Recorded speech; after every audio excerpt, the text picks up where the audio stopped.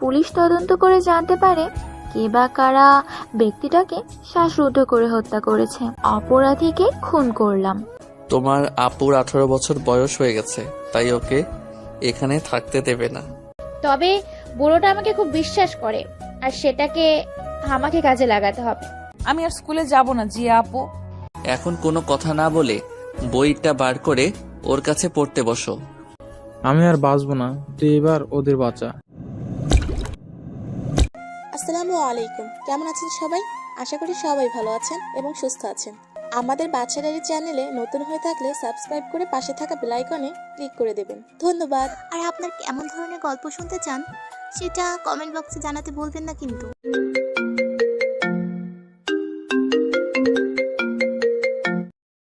High রোডের পাশে একটা লাশ পড়ে আছে। তাকে ঘিরে রেখেছে অনেক লোক। ঘটনাস্থলে পুলিশ এসে পৌঁছায়। পুলিশ লাশটাকে নিয়ে যায়, কিন্তু কেউ লাশটাকে চিহ্নিত করতে পারছে না। পুলিশ তদন্ত করে জানতে পারে কে বা কারা ব্যক্তিটাকে শ্বাসরুদ্ধ করে হত্যা করেছে। শুধু লাশের প্যান্টের পকেটে একটা কাগজের টুকরো দেখতে পায়। তাতে লেখা, অপরাধীকে খুন করলাম। তাছাড়া পুলিশ আর কোনো প্রমাণ হাতে পায় না। অনেক দিন হয়ে যায়, আস্তে আস্তে ঘটনার কথা সবাই ভুলে যায়। আমাদের এই গল্পটি রহস্যে ঘেরা। আমাদের এই গল্পের সাথে থাকুন, আস্তে আস্তে সমস্ত রহস্য উন্মোচিত হবে। এদিকে শায়নের একটা কাজের খুব দরকার।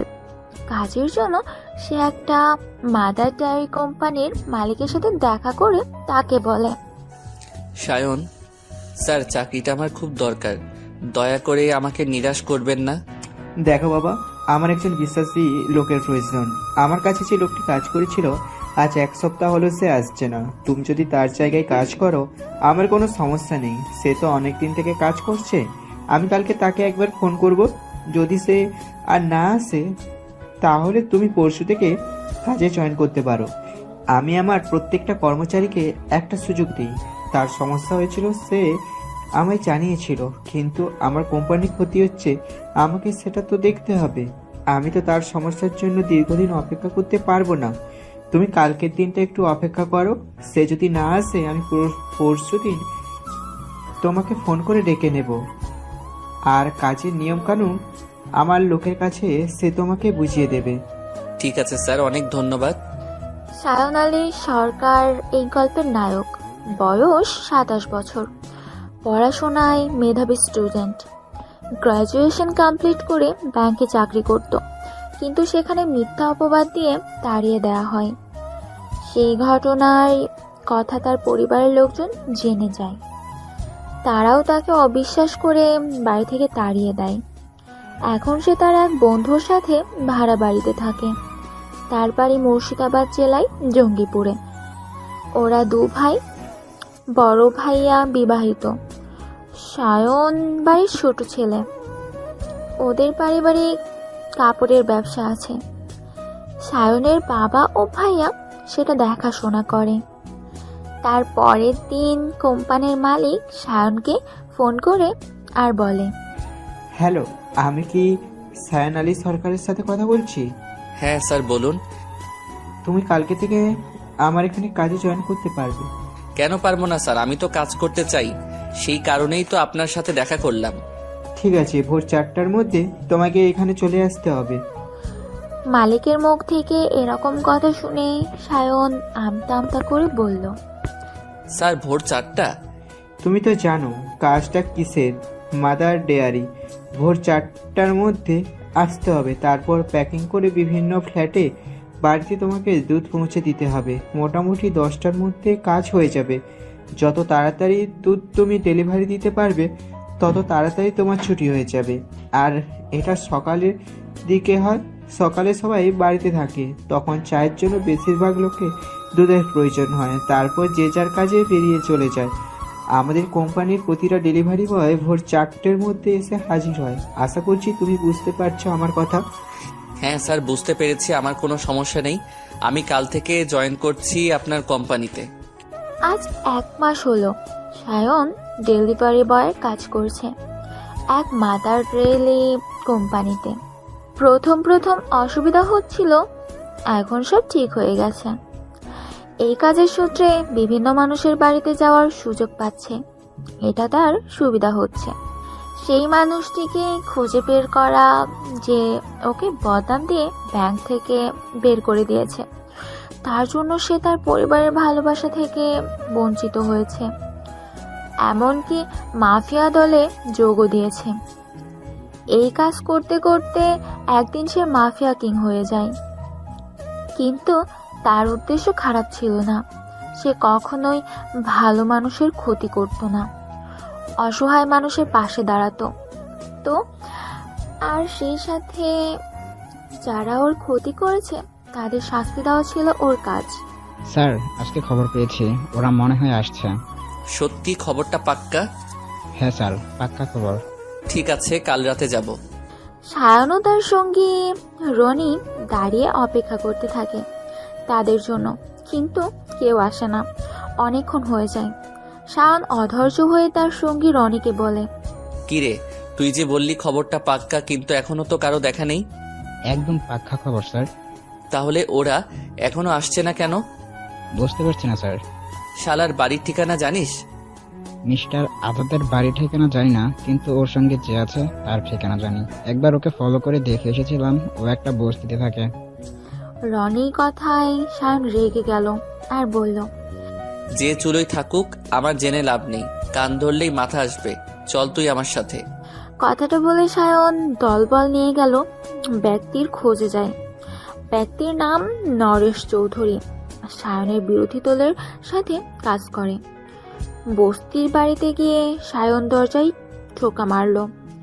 একটা মেয়ে দরজা খুলে দিতে একদল যুবক হড়মুড়িয়ে ঘরের ভিতরে ঢোকে। নরেশ চৌধুরী তখন মেঝেতে বসে মদ্যপান করছিল।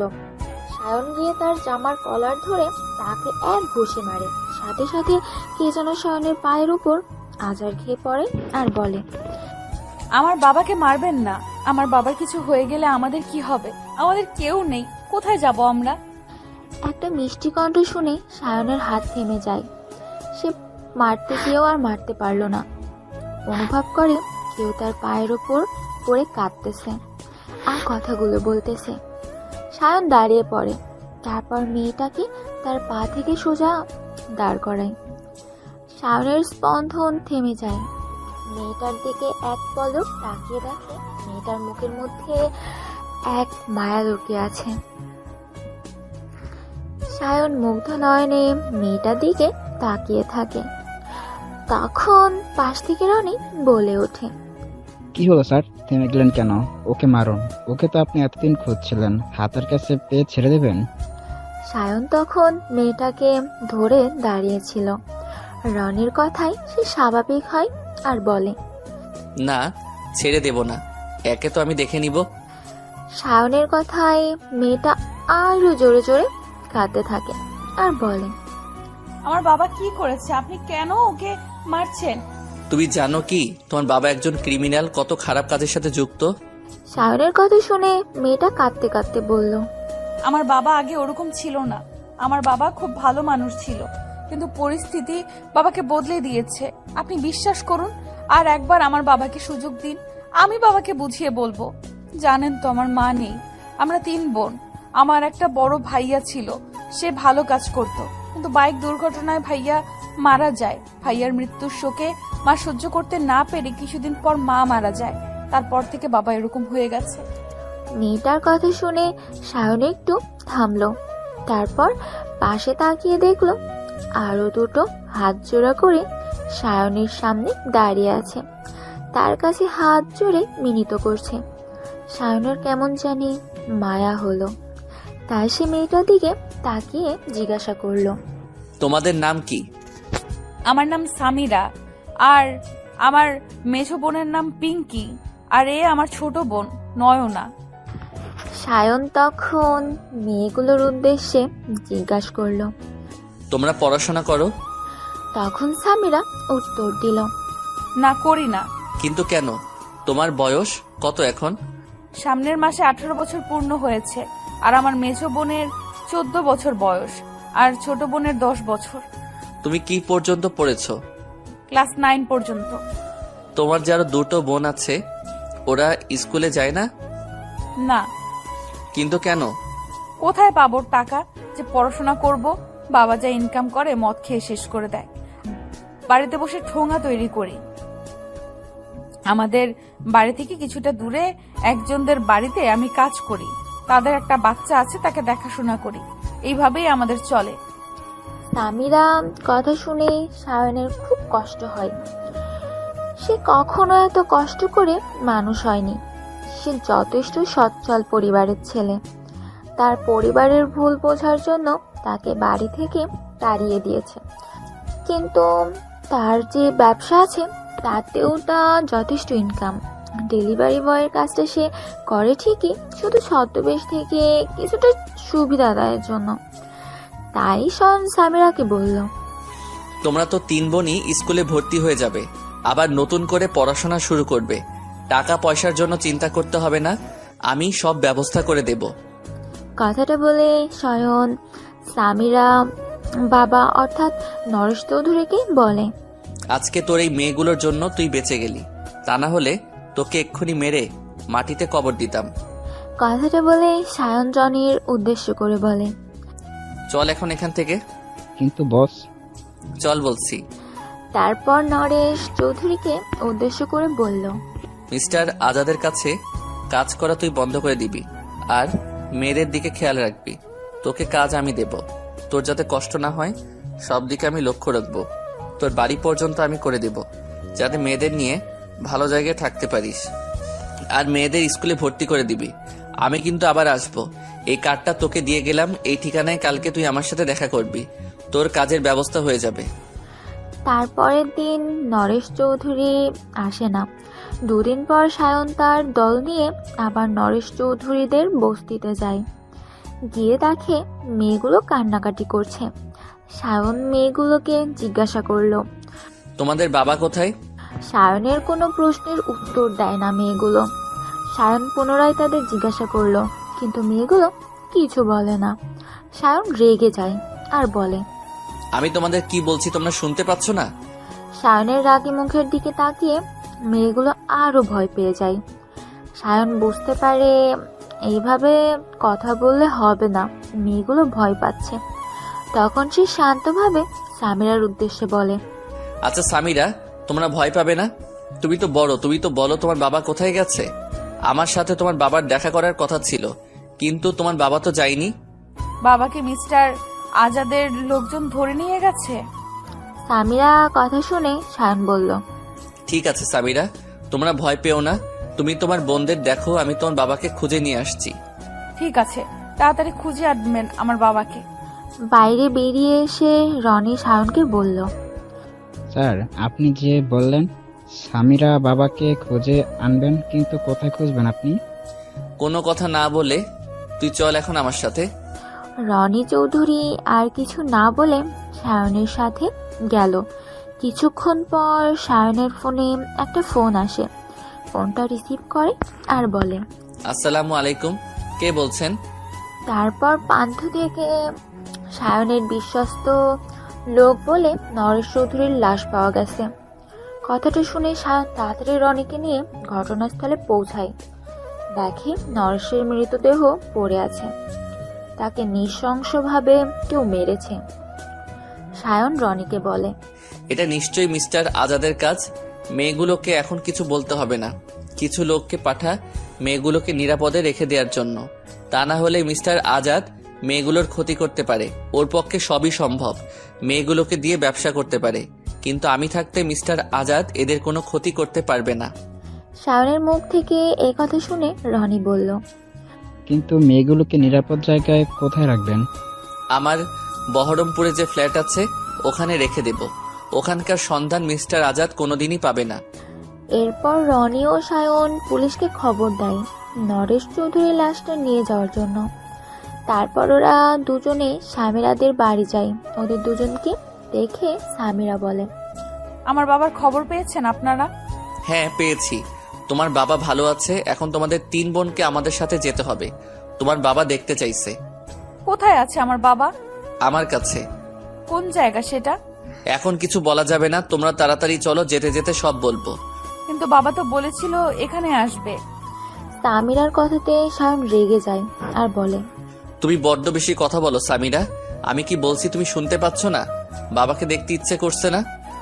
সামিরা বুঝতে পারে সায়ন রেগে যাচ্ছে, তাই সামিরা কিছু না বলে দূর বোনকে নিয়ে সায়নের সঙ্গে চলে যায়। তারপর তারা ফ্ল্যাটের কাছে আসে। সেখানে গাড়ি থেকে নেমে 3 বোনকে নিয়ে রনি চলে যায়। আর সায়ন বলে তার কিছু কাজ আছে, সে সেখান থেকে চলে যেতে উদ্যক্ত হলে সামিরা বলে, স্যার আমার বাবা কোথায়? আপনি যে বললেন আমার বাবার কাছে নিয়ে যাচ্ছেন, কিন্তু এটা দেখছি ফ্ল্যাট বাড়ি, এখানে কেন আমাদেরকে এনেছেন? সায়ন সামিরার প্রশ্নের উত্তর না দিয়ে রনিকে ইশারা করে সেখান থেকে চলে যায়। রনি ফোন করে 2 মহিলাকে সেখানে ডেকে নিয়ে মহিলাগুলোর উদ্দেশ্যে, এক ছিল জিয়া, সে সামিরা উদ্দেশ্য করে বলে, চলো উপরে চলো। আমার বাবা উপরে আছে? সামিরা ও তার বোনেরা সবাই মিলে ওদের সাথে উপরে যায়। উপরে গিয়ে একটা ফ্ল্যাটের দরজা খুলে সবাই প্রবেশ করে। 3 বোনই হতবাক হয়ে যায়, কারণ এরকম বাড়ি এর আগে ওরা দেখেনি। কিছুক্ষণ পর সব দেখা হয়ে গেল। সামিরা জিয়াকে উদ্দেশ্য করে বলে, ম্যাডাম জায়গাটা আমার ভালো লেগেছে, কিন্তু আমার বাবা কোথায়? আমরা আমার বাবাকে দেখব। সামিরার কথাই জিয়া সামিরাকে বলল, আমাকে ম্যাডাম নয়, আমাকে আপু বলে ডাকবে। তোমরা এখন বাথরুমে গিয়ে ফ্রেশ হয়ে নাও, কিছুক্ষণের মধ্যে তোমাদের জিনিসপত্র চলে আসবে, তোমাদেরকে খেতে দিচ্ছি। জিয়ার কথা শুনে সামিরা বলল, আমাদের জিনিসপত্র এখানে আনবে কেন? আমরা বাড়ি ফিরে যাব। না, তোমরা এখন বাড়ি ফিরে যেতে পারবে না, স্যারের নির্দেশ আছে। আজ তো থেকে তোমরা এখানেই থাকবে। তোমাদের স্যারের কথা শুনতে আমার বইয়েই গেছে। আমার বাবা কোথায় আছে এখনো পর্যন্ত আমাদের বললো না, তারপর এখানে আমাদের আটক করে রেখেছে। বেশি কথা বলো না, স্যার যথেষ্ট ভালো মানুষ, ও তোমাদের ভালো চায়। কিছু ব্যাপার আছে তাই স্যার তোমাদের এখানে রেখে দিয়েছে। তোমরা রেডি হয়ে নাও, আমি খাবার নিয়ে আসছি। কিছুক্ষণ পর জিয়া খাবার গরম করে নিয়ে আসে। সামিরা খাবার না খেয়ে চুপ করে বসে থাকে। সেটা দেখে জিয়া বলে, তোমরা যদি খাবারের সামনে এভাবে বসে থাকো, এতে কিন্তু তোমাদেরই ক্ষতি হবে। খিদের জ্বালায় তোমরা ছটফট করবে। আগে পেট ভরে খেয়ে নাও, তারপর রাগ করবে। জিয়ার কথা শুনে সামিরার ছোট বোন নয়না খাবারে হাত দিতে গেলে সামিরা বলে, তুই কি রাক্ষস নাকি? একদম খাবারে হাত দিবি না। ওরা আমাদের মিথ্যা কথা বলে এখানে নিয়ে এসেছে। আগে আমাদের বাবাকে এখানে নিয়ে আসুক, অতঃপর আমরা খাবো। স্যার আছে, উনি নিশ্চয়ই তোমার বাবাকে এখানে নিয়ে আসবে। আগে তোমরা খেয়ে নাও। লক্ষ্মী বোন আমার, আমি তোমাদের বড় আপু, আমার কথা শুনতে হয়। জিয়ার কথা শুনে সামিরা ও তার বোনেরা খাওয়া শুরু করে। খাওয়া হয়ে গেলে জিয়া বলে, তোমরা একটু রেস্ট নাও, আমি একটু পরে আসবো। জিয়া চলে গেলে সামিরা চিন্তা করতে থাকে যে ভদ্রলোক কেন আমাদের এখানে আটকে রেখেছে, তার বাবা কোথায় গেছে। মা, আরিয়ান কোথায় গেছে? তার যেখানে কাজ সেখানে গেছে। কেন, তোমাকে বলে যায়নি? বলে গেলে কি আর আপনাকে জিজ্ঞাসা করতাম? এখন তো আমার সাথে কোনো কথাই বলে না। ভাই বাড়ি ছেড়ে চলে যাবার পর থেকে আমার ওপর তার যত রাগ। আমি যেন ওর ভাইকে বাড়ি থেকে তাড়িয়ে দিয়েছি। ও অন্যায় করেছে, বাবা ভুল বুঝেছে, তার দায় কি আমি নেব? কেন? এটা বাবার বাড়ি, বাবা সিদ্ধান্ত নিয়েছে, তাই তো ওকে তাড়িয়ে দিয়েছে। সালমা বেগম হলো গল্পের হিরো সায়নের ভাবি। সায়নের মা নাতাশা বেগম সায়নকে খুব ভালোবাসে, কিন্তু ওর বাবা সায়নের কাজে কর্মে খুব একটা খুশি ছিল না। তার উপর তার ভাবি সালমা বেগম ইন্ধন যোগাতে থাকে শ্বশুর মশাইকে। হ্যালো মিস্টার আজাদ, আসসালামু আলাইকুম। ওয়ালাইকুম আসসালাম। তারপর আমার ছোট বেবিটা কি করছে? কি করবো বাড়িতে বসে থেকে, স্বামীর সেবা করছি। তাই বুঝি? একবারে প্রতিব্রত নারী হয়ে গেছে দেখছি। তা কি করবো, পতি ছাড়া তো কোনো গতি নেই। নরেশ চৌধুরীর মেয়েগুলোর খোঁজ পেয়েছেন? না না না, লোক লাগিয়েছে, এখনো সন্ধান পাচ্ছি না। তবে রাজ ঠিক সময়ে ঢিলটা ছুটছে। কেন, নরেশকে ঠিক সময় পৃথিবী থেকে সরিয়ে দিয়েছে। ও বেঁচে থাকলে আমাদের অনেক ক্ষতি হয়ে যেত। ইদানিং ও আমাদের সাথে ভালো ব্যবহার করছিল না। আমার সন্দেহ হচ্ছিল ও আমার সাথে আমার শত্রুর সাথে হাত মিলিয়েছে। তা আপনি যে নরেশ চৌধুরীকে মেরেছেন তার খবর আপনার শত্রু জেনে গেছে? জানি না। নরেশ চৌধুরী যে বস্তিতে থাকতো সেখানে লোক পাঠিয়েছেন? পাঠিয়েছিলাম, কিন্তু মেয়েগুলো সন্ধান পাইনি। পুরো এলাকা তন্ন তন্ন করে খুঁজেছি। ওদের আত্মীয় সবার কাছে খোঁজ নিয়েছি, কিন্তু কেউ কিছু বলতে পারলো না। মেয়েগুলো থাকলে ভালো হতো, ভালো ব্যবসা করে যেত। ঠিক আছে মিস্টার আজাদ, এখন আমি রাখছি। সালমা বেগম ফোন রাখার সাথে সাথে নাতাশা বেগমকে বলে, কার সাথে এত মনোযোগ দিয়ে কথা বলছিলে? আমি কখন থেকে তোমাকে ডাকছি, শুনতে পাওনি? শাশুড়ির কোথায় চমকে যায় সালমা বেগম। সে বলে, কার সাথে আবার কথা বলবো? আমার ভাইয়ের সাথে বলছি। সে তো বুঝতেই পারছি, তোমার ফোন ব্যস্ত দেখে আরিয়ান আমার ফোনে ফোন করেছে, তুমি কথা বলো। শাশুড়ির কাছ থেকে ফোন নিয়ে সালমা বেগম ফোন করে। সালমা বেগমের কথা শুনতে পায় আরিয়ান বলে, আরিয়ান, কার সাথে কথা বলছিলে? কখন থেকে ফোন করছি, তোমায় ব্যস্ত দেখাচ্ছে। কার সাথে আবার কথা বলবো? আমার ভাই মিন্টুর সাথে কথা বলছি। তুমি কত মিথ্যা কথা বলবে সালমা? স্বামীর কথা শুনে সালমা বেগম রেগে যায় আর বলে, আমি তোমার মায়ের মতো মিথ্যে কথা বলি না। আমি কি তোমার ভাইয়ের মতো? উল্টোপাল্টা কথা বলা বন্ধ করো। তোমার ভাই মিন্টু আমার দোকানে এসেছে। ও এখন আমার সামনে বসে আছে। আর তুমি বলছো তুমি তোমার ভাইয়ের সাথে ফোনে কথা বলছিলে। আরিয়ান কথা শুনে সালমা বেগম ভয় পেয়ে যায় আর বলে, আমার ভীষণ মাথা যন্ত্রণা হচ্ছে। তুমি বলো, কেন ফোন করেছিলে? ভাই কি বলেছে? আলমারিতে 1,00,000 টাকা আছে, তুমি রহিমের হাত দিয়ে টাকাটা পাঠিয়ে দাও। কেন? দরকার আছে, পার্টিকে পেমেন্ট করে দিতে হবে। সালমা বেগম রেগে ফোন কেটে দেয় আর গজগজ করতে থাকে। জিয়া, ওরা সব ঠিক আছে তো? সবই ঠিক আছে। বড় মেয়ে সামিরা একটু চেঁচামেচি করছে, বাকি দুই বোন ওরা ভালো জায়গা পেয়ে ভালো মন্দ খেতে পেয়ে শান্ত হয়ে ঘুমিয়েছে। কিন্তু বড় মেয়েটা শুনতেই চাচ্ছে না। সে একই কথা বলছে, তার বাবা কোথায়, তার বাবাকে দেখতে চায়। ঠিক আছে, আমি দেখছি, চলো। সায়নকে দেখে সামিরা ছুটে আসে আর তার জামার কলার ধরে সায়নের উদ্দেশ্যে বলে, ওই আমাদের এইখানে আটকে রেখেছেন কেন? আমার বাবা কোথায়? লজ্জা করে না মিথ্যা কথা বলে আমাদের এখানে নিয়ে এসেছে? আমি বুঝতে পারছি আপনি আমাদের বিক্রি করতে চাইছেন, সেই কারণে মিষ্টি মিষ্টি কথা বলে আমাদের এখানে নিয়ে এসেছেন। আমি আপনাকে ছাড়বো না। সামিরা এরকম ব্যবহারে সায়ন খুব রেগে যায় আর বলে, এই, তোমার সাহস হলো কি করে আমার সাথে এইভাবে কথা বলার? আজ পর্যন্ত কোনো লোকের সাহস হয়নি আমার চোখে চোখ রেখে কথা বলার, আর তুমি এইটুকু মেয়ে আমার সাথে এভাবে কথা বলছো? কথাটা বলে সায়ন সামিরার গাল দুটো চেপে ধরে আর বলে, যদি কখনো আমার সাথে এরকম ব্যবহার করো তাহলে পরিণাম খুব খারাপ হবে। আমি তোমাদের এখানে আটকে রেখেছি তোমাদের ভালোর জন্য, একদিন না একদিন বুঝতে পারবে। আর শোনো, আমি তোমাদের খারাপ চাই না মিস্টার আজাদ। তোমার বাবা যার হয়ে কাজ করত ও লোক লাগিয়ে তোমার বাবাকে খুন করেছে।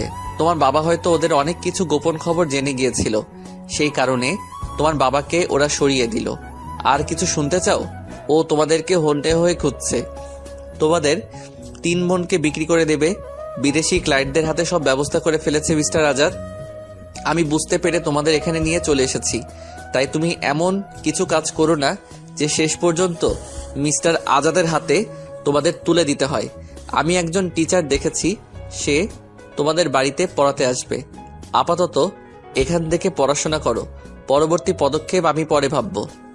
সায়নের কথাগুলো শুনে সামিরা ওখানে বসে পড়ে আর কাঁদতে থাকে। কাঁদতে কাঁদতে বলে, বাবা, তুমি আমাদের ছেড়ে চলে গেলে? মা তো আগে চলে গেছে, ভাইয়া তারও আগে চলে গেছে। আমাদের এই অসহায় বোনকে তুমি কার কাছে রেখে চলে গেলে বাবা? এবার আমাদের কি হবে? আমাদের আপন বলে আর কেউ রইল না। তোমার মুখটাও শেষ পর্যন্ত আমরা দেখতে পারলাম না। সামিরা চিৎকার করে কাঁদছে। সায়ন কিছু না বলে সেখান থেকে চলে যায়। তারপর জিয়াকে ইশারা করে কিছু বলে যায়। জিয়া ছুটে এসে সামিরাকে তোলে আর বলে, সামিরা, তুমি কেঁদো না। তুমি যদি কান্নাকাটি করো তোমার বোনেরাও ভেঙে পড়বে। ওরা তো তোমার থেকে ছোট, ওদের কথা ভেবে তুমি চুপ করো আর নিজেকে শক্ত করো। আমাদের স্যার মানুষটা খারাপ নয়, তুমি হয়তো ওনাকে ভুল বুঝছো। স্যার তোমাদের ভালোর জন্য এখানে নিয়ে এসেছে, তাই বলছি বোনদের কথা ভেবে স্যার যা বলছে তা মেনে নাও। আমারও কেউ নেই, আমার বিধবা মা, গ্রাম থেকে আমি তার একমাত্র সন্তান। আমি তখন সবেমাত্র মাধ্যমিক পাশ করেছি। আমাদের আর্থিক অবস্থা ভালো ছিল না, মা খুব কষ্ট করে সংসার চালাচ্ছিল। আমার ইচ্ছে করলো পড়াশোনার সাথে সাথে নিজে কিছু করি। তখন আমার বয়স কম, আমাদের এই পাশের গ্রামে একটা ছেলেকে আমি ভালোবেসে ফেলি। তাকে খুব বিশ্বাস করতাম, তাকে বলেছিলাম আমার একটা চাকুরির দরকার। আমার মা খুব কষ্ট করে, আমি আর আমার মাকে কষ্ট করতে দেব না, আমি নিজে উপার্জন করব। আর আমার ভালোবাসার মানুষ ষড়যন্ত্র করে আমাকে চাকরি দেওয়ার নাম করে এখানে নিয়ে এসেছিল, কিন্তু লোকটার উদ্দেশ্য ভালো ছিল না। আমি তার ফাঁদে পড়ে গেছিলাম, আর সেই ফাঁদ থেকে স্যার আমাকে বাঁচিয়ে স্যারের আমাকে কাজ দিয়েছে। আমি এখানেই থাকি, মাঝে মাঝে গ্রামে গিয়ে মার সাথে দেখা করে আসি, আর মাকে টাকা পাঠায়, সব ব্যবস্থা স্যার করে দিয়েছে। তাই বলছি স্যারকে সন্দেহের চোখে দেখো না, স্যার খুবই ভালো মানুষ। জিয়ার কথায় সামিরা কিছু বলে না, সে চুপ করে বসে থাকে। তখন পাশ থেকে তার বোন পিঙ্কি বলে, আপু, এই যে আপু ঠিকই বলেছে, আমারও মনে হচ্ছে ওই ভাইয়াটা ভালো মানুষ। আমরা এখান থেকে কোথাও যাব না, আমরা তো এখানে ভালোই আছি। কি সুন্দর বাড়িতে আছি, ভালো ভালো খাবার পাচ্ছি, কত সুন্দর পোশাক পরছি। তাই বস্তিতে ওখানে তো কিছুই নেই। তারপর বাড়িওয়ালা লোক এসে রোজ আমাদের অপমান করে যেত। তোর কত কষ্ট হতো লোকের বাড়ি কাজ করে টোঙা তৈরি করে আমাদের সংসার চালাতিস। আমরা এখান থেকে কোথাও যাব না আপু। সামিরা তখন কান্না বন্ধ করে তার দুই বোনের দিকে তাকিয়ে দেখে। দুই অসহায়ের বোন মাথা নেড়ে সম্মতি জানায়। সামিরা আর কিছু বলে না। এভাবে কেটে যায় কিছুদিন। তারপর একদিন সায়ন এসে বলে, সামিরা, এবার মাথা ঠিক হয়েছে? সায়নের কথাই সামিরা বলে, আমার মাথায় এই জীবনে ঠিক হবে না। মাথা ঠিক করার ওষুধ আমি জানি। কি ওষুধ আছে? আজকে তোমাদের 3 বোনকে নিয়ে এক জায়গায় ঘুরতে যাব। ওখানে গেলে তোমাদের ভালো লাগবে, আর তোমার মাথা ব্যথা সব ভালো হয়ে যাবে। শুধু আমরা 3 বোন যাব, আর কেউ যাবে না? হ্যাঁ যাবে তো, আমার বন্ধু রনি যাবে আর জিয়া যাবে। তারপর ওরা সকলে মিলে এক জায়গায় ঘুরতে যায়। ওখানে একটা আশ্রম ছিল। আশ্রমের পরিবেশ সকলে ভালো লাগে। ওরা সায়নকে বলে, ধন্যবাদ স্যার, কেন? এত সুন্দর একটা জায়গায় আমাদের নিয়ে আসার জন্য। সত্যি খুব সুন্দর জায়গা, আমার খুব ভালো লেগেছে। এখান থেকে যেতে ইচ্ছে করছে না। এতদিন ওই ফ্ল্যাটে ছিলাম, যেন দম বন্ধ হয়ে আসছিল, নিঃশ্বাস নিতে পারছিলাম না। এখন দম ছেড়ে নিঃশ্বাস নিচ্ছি। কত সুন্দর চারদিকে গাছপালা, সামনে নদী বয়ে যাচ্ছে, আর কিছুটা দূরে গেলে জঙ্গল দেখা যাচ্ছে। ওইখানেও আমাদের নিয়ে চলুন না, আমার জঙ্গল দেখতে খুব ভালো লাগে। সামিরার ছেলে মানুষের কথা শুনে সায়ন হাসে আর বলে, ওখানে কিন্তু হিংস্র জন্তু আছে, তোমার ভয় করবে না? আপনি তো থাকবেন আমাদের সাথে, আপনি থাকলে ভয় করবে না। তাই বুঝি, এতদিন তো খুব কান্নাকাটি করছিলে, এমনকি আমাকে চোখ রাঙিয়ে কথা পর্যন্ত বলেছ, আর এখন আমাকে এত বিশ্বাস করো? বিশ্বাস করার কারণ আছে, তাই করি। অতীতে কি হয়েছে সেসব ভুলে যান, মানুষ মাত্রই ভুল করে। তাই বুঝি, তবু ভালো। তবে আজকে নয় সামিরা, অন্য একদিন তোমাকে নিয়ে যাব। আমি তোমার সাথে মজা করছিলাম।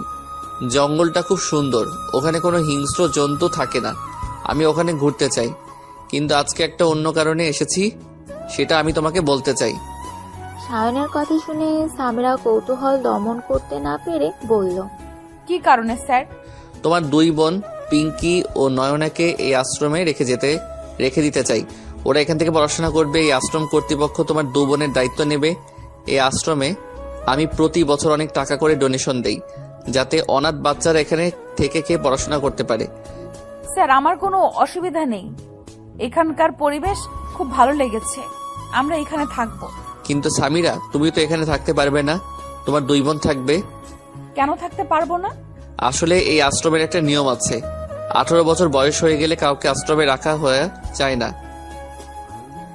তখন সে সাবালিকা হয়ে যায়।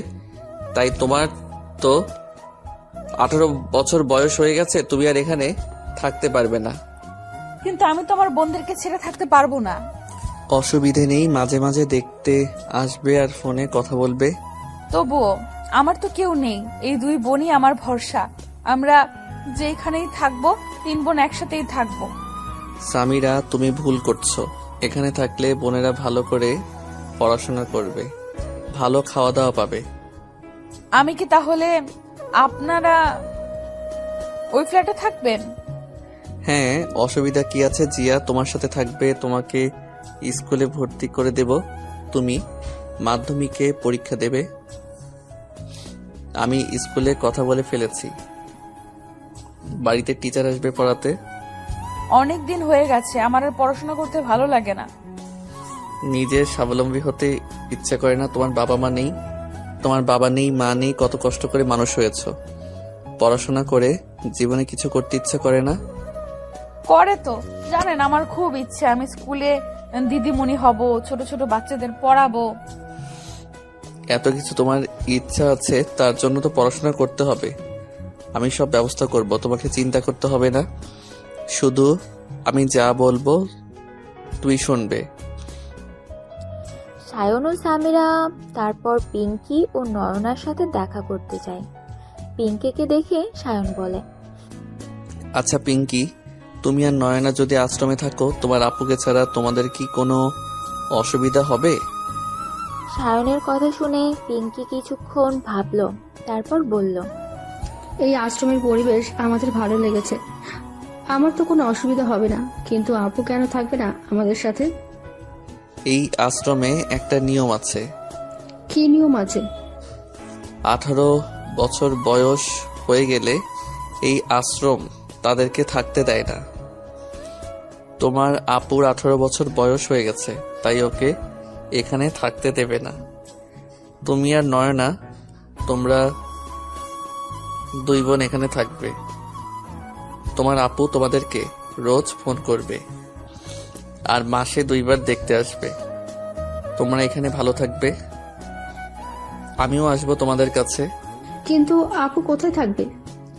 পিঙ্কির কথা শুনে পাশ থেকে জিয়া বলে ওঠে, তোমার আপু আমার সাথে এই ফ্ল্যাটে থাকবে, এখান থেকেই তোমার আপু স্কুলে যাবে।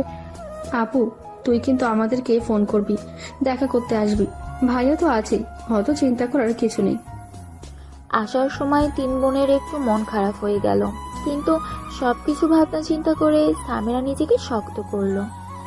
মিস্টার আজাদ, অনেক সুযোগ খুঁজছিলাম আপনার সাথে দেখা করার, আজকে অনেক কষ্টে সময় বের করে ফেললাম।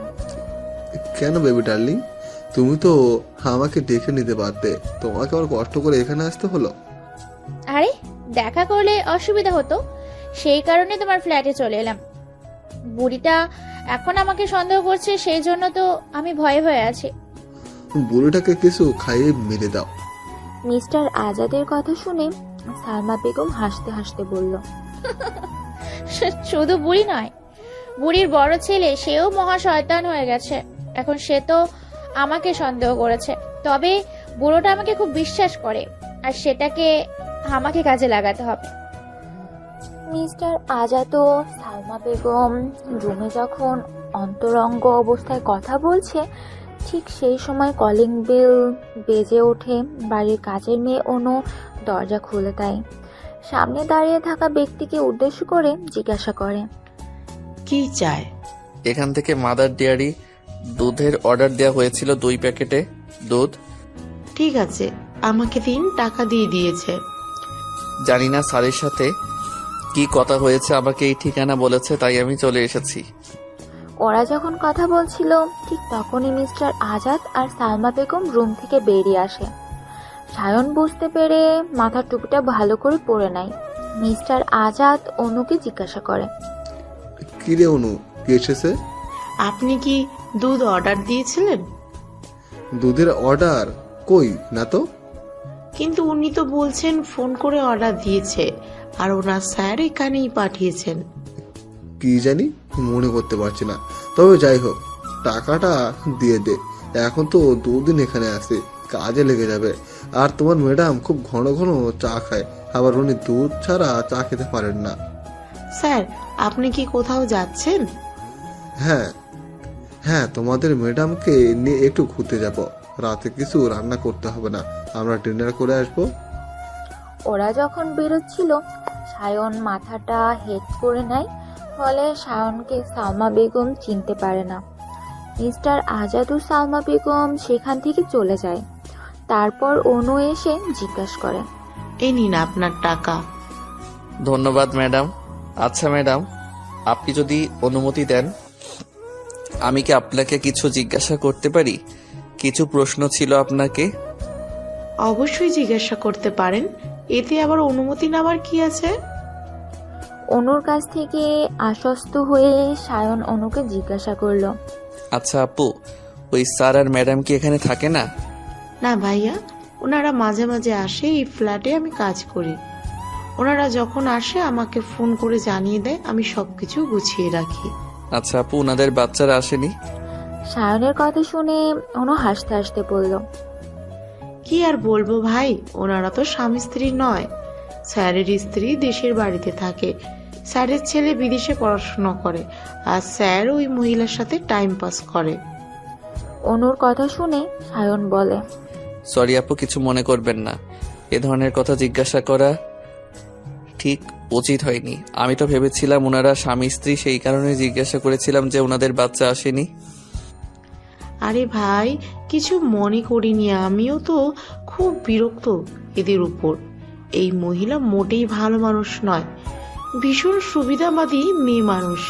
আমি তো এই মেয়েটাকে 2 চোখে দেখতে পারি না, শুধু স্যারের সাথে আছে বলে কিছু বলি না। ওই মহিলার ঘর বর আছে নাকি কে জানে। যার কপালে জুটবে তার কপাল খুব খারাপ হয়ে যাবে। নিজে তো সুখী হবেই না, আর কাউকে সুখী হতে দেবে না। জানেন তো ভাইয়া, একদিন আমার বাচ্চা এখানে আমার সাথে দেখা করতে এসেছিল। আর সে ছোট ছেলে তো, টেবিলে একটা কাচের গ্লাস ছিল, একটা ছোট বল নিয়ে ছেলেটা খেলছিল। খেলতে খেলতে কাচের গ্লাসে ধাক্কা লাগে, সেটা ভেঙে যায়, আর আমার ছেলেকে খুব মেরেছিল। আমি খুব রেগে গিয়েছিলাম, আর সামনে কিছু বলিনি ঠিকই, যদি সে রাগ করে, কিন্তু আল্লাহর কাছে বলেছি ওই মহিলা যেন কখনো ভালো না হয়। মিস্টার আজাদের ফ্ল্যাটে কাজ করে অনু খুব মিশুকে। মিস্টার আজাদের ফ্ল্যাটে কাজ করে অনু খুব মিশুকে একটা মেয়ে, সবার সাথে সহজে মিশে যেতে পারে। ওর স্বামী একটা দোকানে কাজ করে। এদের একটা ছেলে ও একটা মেয়ে আছে। স্বামীর পয়সায় ঠিক সংসার চলে না, তাই ওই ফ্ল্যাটে কাজ করে। এর সাথে আরো 2টো ফ্ল্যাটে কাজ করে, রাতে বাড়ি চলে যায়। সায়নের খুব ভালো লাগে অনুর সাথে কথা বলে। তারপর সায়ন অনুকে বলে, আপু, আপনার সাথে কথা বলতে খুব ভালো লাগছে, পরে একদিন আপনার বাড়িতে যাব। হ্যাঁ ভাই, অবশ্যই যাবেন, আমার বরের সাথে আলাপ করিয়ে দিব, ও খুব ভালো মানুষ। আপু, আপনার ফোন নাম্বারটা দিন, যদি কিছু প্রয়োজন হয় আপনাকে ফোন করব। অবশ্যই, এখনই দিচ্ছি। সালমা বেগম সম্পর্কে সায়নের বড় ভাবি খুব চালাক মহিলা। আজ ওর জন্যই সায়নকে বাড়ি ছাড়া হতে হয়েছে। বাড়িতে এসে সায়ন তার মা নাতাশা বেগমকে ফোন করে আর বলে, হ্যালো আম্মু, আসসালামু আলাইকুম, কেমন আছো? নাতাশা বেগম তখন রান্নাঘরে ছিল। ছুটে এসে ছেলের ফোন দেখে ফোনটা রিসিভ করে। কিছু উত্তর না দিয়ে সে তখন কাঁদতে থাকে। সায়ন কিছু বলে না, সেও নীরব হয়ে মায়ের কান্না অনুভব করে। কিছুক্ষণ পর তার মাকে উদ্দেশ্য করে বলে, মা, কান্না বন্ধ করো, আর কত কাঁদবে? ছেলের কথায় কান্না বন্ধ করে ছেলেকে উদ্দেশ্য করে বলে, সায়ন, কবে বাড়ি আসবি তুই? তোমার আদরের বড় বৌমা কোথায়? কেন হঠাৎ ওর কথা জিজ্ঞাসা করছিস? বলো না, দরকার আছে। ওর বাবার খুব শরীর খারাপ, ও বাপের বাড়ি গেছে। কবে গেছে? 1 সপ্তাহ মতন গেছে। কবে ফিরবে কিছু বলেছে? না, কিছু বলে যায়নি। ওর বাবার হার্টের অপারেশন হবে, সেই জন্য এখন আসতে পারবে না। বাবার সেবা করার জন্য ওখানেই থাকবে। তোমার খবর নিয়েছো যে সত্যি ওর বাবার হাতের অপারেশন হবে? আমি তো ঠিক জানি না। সালমা এই তোর বাবাকে বলেছে। ঠিক আছে মা, এখন আমি রাখছি। কেন বাবা, হঠাৎ আমাকে সালমার কথা জিজ্ঞাসা করছিস? বলে কি হবে মা, তোমরা তো তোমার ছোট ছেলেকে বিশ্বাস করো না। এই কথা বলিস না বাবা, সব ভুলে যা। তুই বাড়ি ফিরে আয়। তোর ভাইয়া তোর কথা বলছিল, তোর আব্বুও তোকে খুব ভালোবাসে। বাবা আমায় কত ভালোবাসে তা আমার জানা হয়ে গেছে। পরের বাড়ির মেয়ের কথা বিশ্বাস করলো আর আমাকে একবারও জিজ্ঞাসা করার প্রয়োজন মনে করলো না। আমি কিছু ভুলে যাইনি মা, আমার সব মনে আছে। তুই ফিরে আয় বাবা। এখন আমি রাখছি, কাজ আছে, পরে কথা হবে। তুমি সাবধানে থাকবে, আর যদি কিছু অসুবিধা হয় তুমি আমাকে ফোন করবে। তোমার ছেলে এখনো মরে যায়নি। তোমার যদি আমার কাছে আসতে ইচ্ছা করে তুমি আমাকে জানাবে, আমি তোমাকে নিয়ে আসবো। কথাটা বলে সায়ন ফোন কেটে দেয়। সালমা হলো সায়নের বাবার বন্ধুর মেয়ে। সায়নের বাবা সায়নের ভাইয়া আরিয়ানের সাথে সালমার বিয়ে দেয়। সালমাকে সায়নের বাবা ছোট থেকে চিনত। যেহেতু বন্ধুর মেয়ে, আবার নিজের মেয়ে না থাকার জন্য সালমাকে খুব স্নেহ করত। বন্ধুত্বটা টিকিয়ে রাখার জন্য সালমার সাথে আরিয়ানের বিয়ে দেয়, আর সালমা সেই সুযোগটাই নেয়। শ্বশুরের দুর্বলতা বুঝতে পেরে বারবার শ্বশুরকে দিয়ে সায়নকে সে অপমান করাতে থাকে। এমনকি ব্যাংকে ম্যানেজারের সাথে যুক্ত হয়ে সায়নকে ব্যাংকে ডাকাতির জন্য অপবাদ দিয়ে ব্যাংক থেকে বের করে দেওয়া হয়। আপু কেন 2 দিন ধরে আসছে না এখানে? সামিরার কথা জিয়া বুঝতে না পেরে বলে, রনিকে উদ্দেশ্য করে বলে, রনি ভাইয়া সামিরা কার কথা বলছে তুমি বুঝতে পেরেছো? রনি তখন মোবাইল টিপছিল। সে ওদের কথা কর্মপাত করেনি। জিয়া তখন আবার জিজ্ঞাসা করে, রনি ভাইয়া আমি কি বলেছি আপনি কি শুনতে পাননি? কিছুক্ষণ ডাকার পর রনি মুখ তুলে তাকায়। তারপর জিয়াকে উদ্দেশ্য করে বলে, হ্যাঁ গো জিয়া, শুনতে পেয়েছি। সামিরা বোধহয় আমাদের স্যারের কথা বলছে। কিন্তু সামিরা এভাবে বলেছে স্যার মনে হয় ওর আপনজন হয়ে গেছে। না হওয়ার কি আছে? স্যার যেভাবে বিপদের সময় ওদের পাশে দাঁড়িয়েছে, এটা তো স্বাভাবিক। সামিরা সেটা নিজে বুঝতে পেরেছে, তাই স্যারের প্রতি কৃতজ্ঞতা থাকা উচিত। না না না, সামিরাকে আপনি ভুল বুঝবেন না। অতটা স্বার্থপর মেয়ে সামিরা নয়। তোমার মতো স্বার্থপর এই দুনিয়ায় আমি দেখিনি। সামিরা তোমার থেকে অনেক ভালো মেয়ে। রনির কথা শুনে জিয়া রেগে যায়, আর রনির পিছনে তাড়া করে রনির জিয়ার হাত থেকে বাঁচার জন্য ছুটে যায়।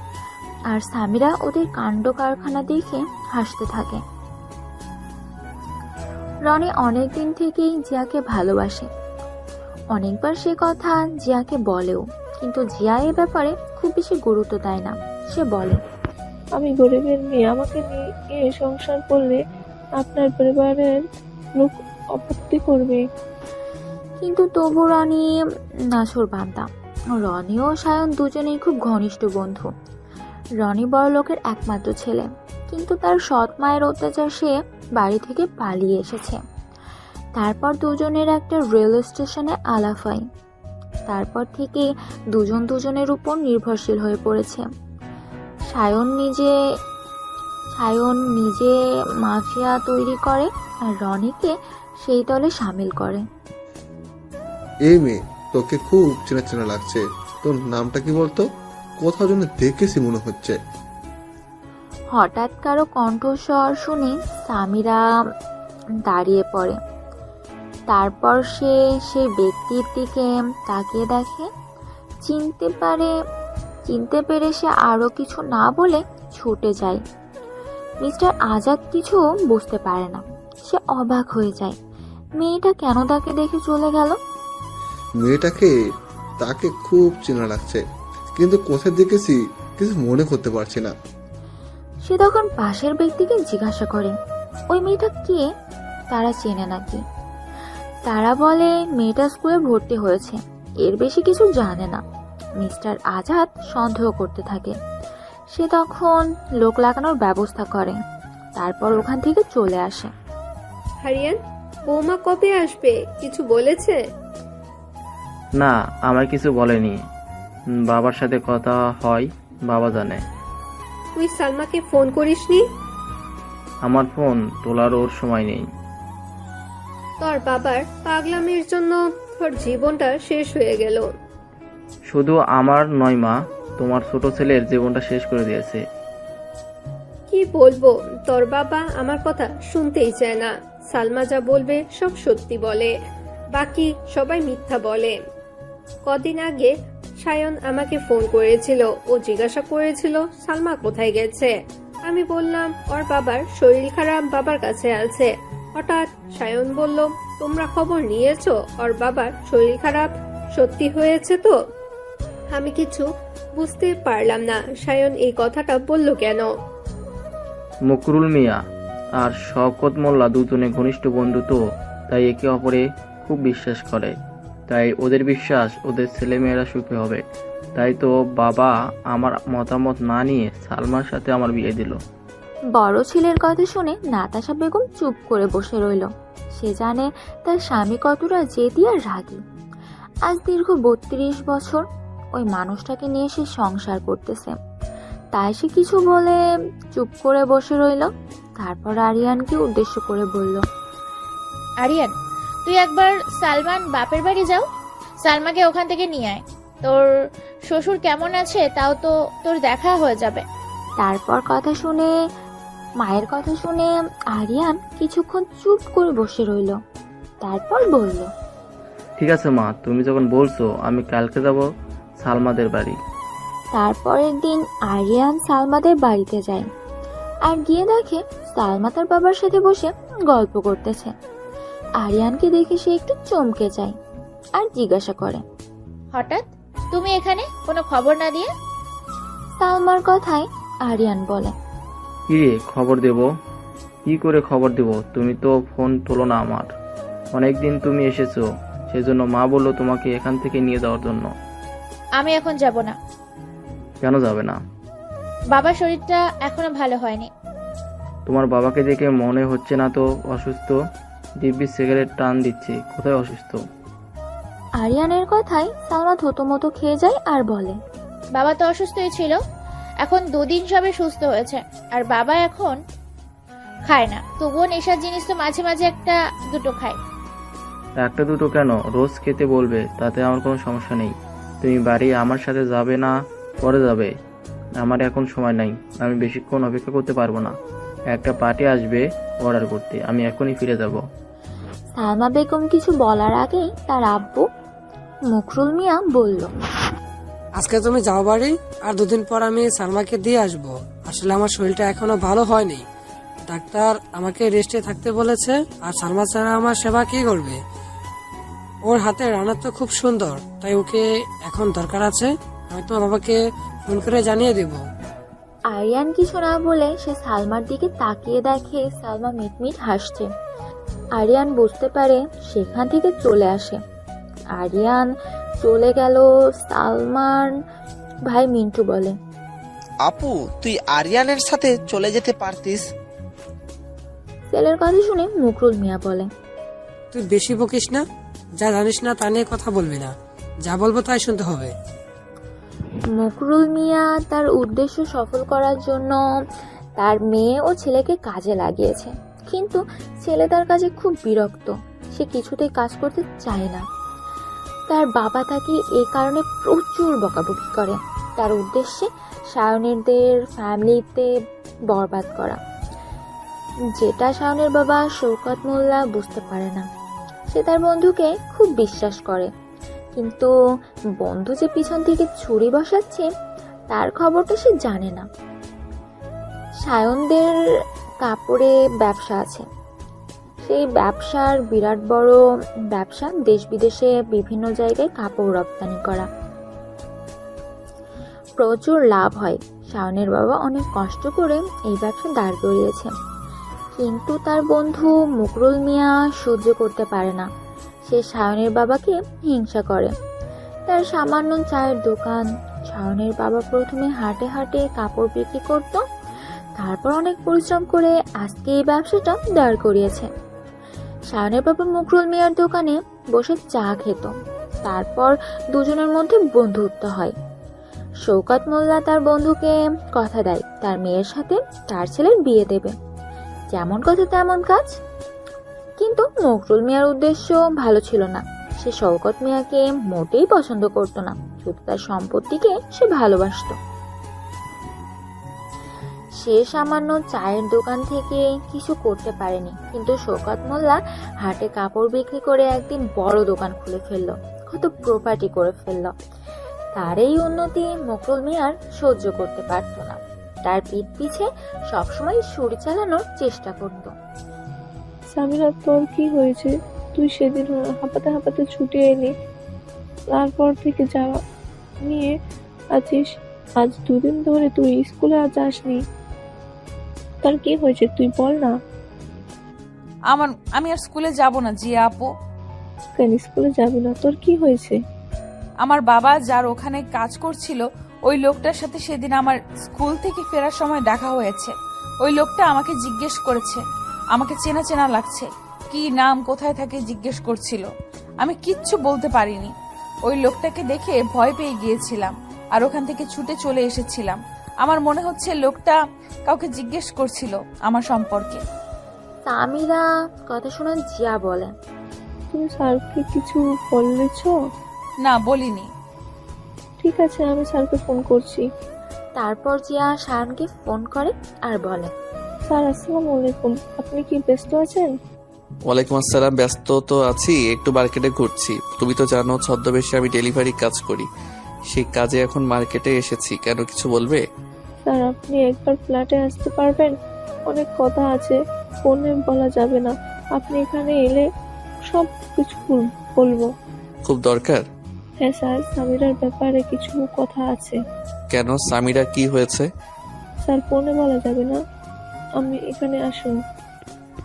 জিয়ার কথা শুনে শাওন বুঝতে পারে কিছু গুরুত্বপূর্ণ কথা আছে যা জিয়া শাওনকে বলতে চায়। শাওন জিয়াকে বলে, আজ রাত 9টায় আমি যাব। রাত 9টার পর শাওন এলো জিয়ার সামিরাকে শাওনের সামনে নিয়ে যায় আর বলে, স্যার এসেছে। সেদিন স্কুল থেকে ফেরার পথে কি হয়েছিল স্যারকে খুলে বলো, একদম ভয় পাবে না। জিয়ার কথা শুনে শাওন বলে, কি হয়েছিল সামিরা স্কুল থেকে ফেরার পথে? সেদিন স্কুল থেকে বাড়ি ফেরার পথে হঠাৎ সেই লোকটার সঙ্গে দেখা হলো। বাবা যেখানে কাজ করতো মিস্টার আজাদ, লোকটাকে আমি 2-3 বার বাবার সাথে দেখেছি। আমাদের বস্তির বাড়িতে বাবার সাথে দেখা করতে এসেছিল।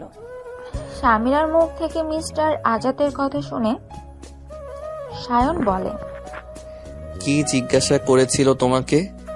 তারপর সামিরাকে মিস্টার আজাদ কি জিজ্ঞাসা করেছিল সব কথা খুলে বলল।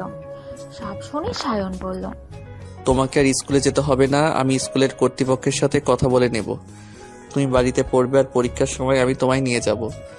আমি বাড়িতে একজন প্রাইভেট টিচার দেখে দেব, সে তোমাকে কাল থেকে পড়াতে আসবে। আর তুমি এসব নিয়ে একদম মন খারাপ করবে না, তোমার সামনে পরীক্ষা, তুমি সেদিকে মন দাও।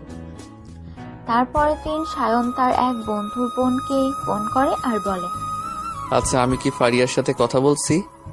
শাওনের কথা শুনে ফারিয়া হাসতে হাসতে বলে, এরকম তো কথা ছিল না ভাইয়া, যে তার বোনকে ভুলে যাবে। হ্যাঁ, আমি ফারিয়া বলছি। ভুলে যাইনি, অনেকদিন কথা হয়নি, তাই কি রকম লাগছিল? আমি তোর ভাইয়ের কাছ থেকে ফোন নাম্বারটা নিয়েছি, অনেকদিন থেকে ফোন করব ভাবছিলাম, কিন্তু করতে পারিনি। তোর বিষয়ে সমস্ত ঘটনা আমি শুনেছি, আমার খুব খারাপ লাগছে। এভাবে রবিন তোকে ছেড়ে চলে যাবে আমিও ভাবতে পারিনি। ওসব কথা ছেড়ে দাও ভাইয়া, এখন বলো তুমি কেমন আছো, আর তুমি বিয়ে করেছো? ফারিয়ার কথা শুনে শাওন হাসতে থাকে আর বলে, না রে, এখন আমার বিয়ে হয়নি। তোর ভাবি তো এখনো ছোট, তার বড় হতে সময় লাগবে, তারপর বিয়ে করব। তবে অবশ্যই তোকে দাওয়াত করব। শোন, তোর সাথে আমার কথা আছে। হ্যাঁ বলো।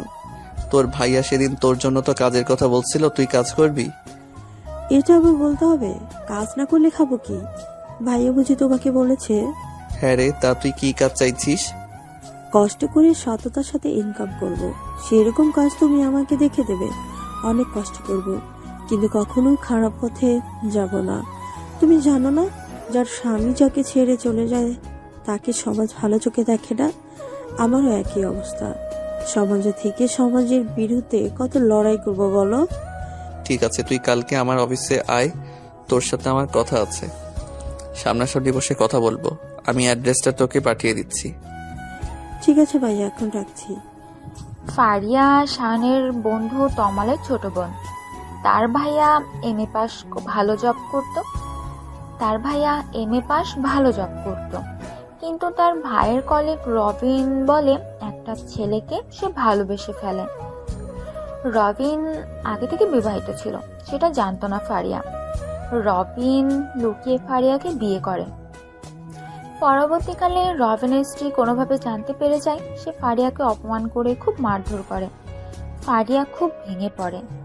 রবিন ফারিয়াকে ছেড়ে নিজের স্ত্রী ও বাচ্চার কাছে চলে যায়। ফারিয়া আবার বাবার বাড়ি ফিরে আসে। বাবা মার অমতে বিয়ে করেছিল, তাই তারা প্রথমে ফারিয়াকে মেনে নিতে চাননি। কিন্তু ভাই তমাল বোনের পাশে দাঁড়ায়, এক বোনকে সাহায্য করে। আজকে ফারিয়া শায়নের সাথে দেখা করতে তার অফিসে এসেছে।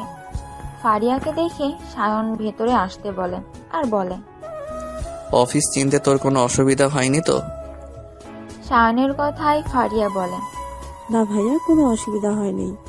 ভাইয়া, তুমি এত বড় একটা কোম্পানির মালিক হয়ে গোপনে ডেলিভারির কাজ করো? কেন এই কাজ করো ভাইয়া? তোকে একটা কথা কে বললো যে আমি গোপনে ডেলিভারি কাজ করি? আমি আর ভাইয়া একদিন মার্কেটে গিয়েছিলাম আর তোমাকে দেখেছি। আমি তোমাকে ডাকতে চাইছিলাম, কিন্তু ভাইয়া বারণ করলো, বলল এই কাজের সম্পূর্ণ সিক্রেট কেউ জানে না, তাই এই সময় তুই ওকে ডাকবি না। ও তাই বুঝি।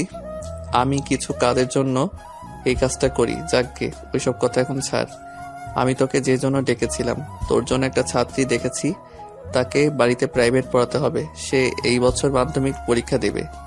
তার বয়স 18 বছর হয়ে গেছে, কিন্তু কতগুলো সমস্যার জন্য সেই স্কুল ছেড়ে দিয়েছে, আবার নতুন করে শুরু করতে চাইছে। আমি চাই তুই ওকে বাড়িতে পড়াবি। আর তুই কত টাকার মাইনে নিবি আমাকে বল। কজন পড়বে? একজন। একজনের জন্য তুমি কত টাকার মাইনে দেবে? 1000 টাকা দেবে? ঠিক আছে, 1000 টাকাই দেব। শায়ন খেয়াল করলো ফারিয়ার মন খারাপ। শায়ন ফারিয়াকে জিজ্ঞাসা করলো, কিরে, তোর মন খারাপ কেন? তুমি একজন ছাত্রীকে পড়ানোর জন্য আমাকে দেখা করতে বলেছিলে। ফারিয়ার কথা বুঝতে পেরে শায়ন বলে, আমি বুঝতে পেরেছি তুই কি বলতে চাইছিস। না রে, তোর জন্য আমাদের কোম্পানিতে আরেকটা জবের ব্যবস্থা করেছি। আমি তো জানি তুই যথেষ্ট মেধাবী স্টুডেন্ট। আমি তাই তোকে নির্বাচন করেছি সেই মেয়েটাকে পড়ানোর জন্য। ওতে তুই কত টাকা আরো ইনকাম করবি। আমার কোম্পানির একটা ভালো জায়গায় তোকে আমি বসাবো, তুই ভালো স্যালারি পাবি। ভাইয়া, তুমি যে বললে একটা মেয়েটাকে গো, আবার হবু ভাবি বুঝি? হয়তো বলছো কেন? তুমি কি কনফার্ম নয়? বুঝতে পারছি না, ওই তরফ থেকে এখনো সাড়া পাচ্ছি না। এসব বিষয় মেয়েটার এখনো বোঝার মতো বয়স হয়নি। দেখা যাক, অপেক্ষা করি। মেয়েটার বাবাকে মিস্টার আজাদের লোক খুন করেছে। ওরা 3 বোন, ওর মা আগেই মারা গেছে। তার আগে ওর একটা ভাই ছিল, সেও মারা গেছে। ওরা বস্তিতে থাকতো। মিস্টার আজাদ ওদেরকে খুঁজে বেড়াচ্ছে। ওদেরকে পেলেই বিক্রি করে দেবে, না হলে ব্যবসা করাবে। সেই কারণে আমি ওদেরকে আমার কাছে রেখে দিয়েছি। ওদের 2 বোনকে আমি আশ্রমে রেখে এসেছি, যে আশ্রমে আমি প্রতি বছর অনেক টাকা করে ডোনেশন দেই। আর সামিরা যেহেতু 18 বছর বয়স হয়ে গেছে, তাই ওকে ওখানে রাখতে পারিনি। একটা কেনা ফ্ল্যাট আছে জিয়া বলে, একটা মেয়েকে রেখে দিয়েছি ওর দেখাশোনার জন্য।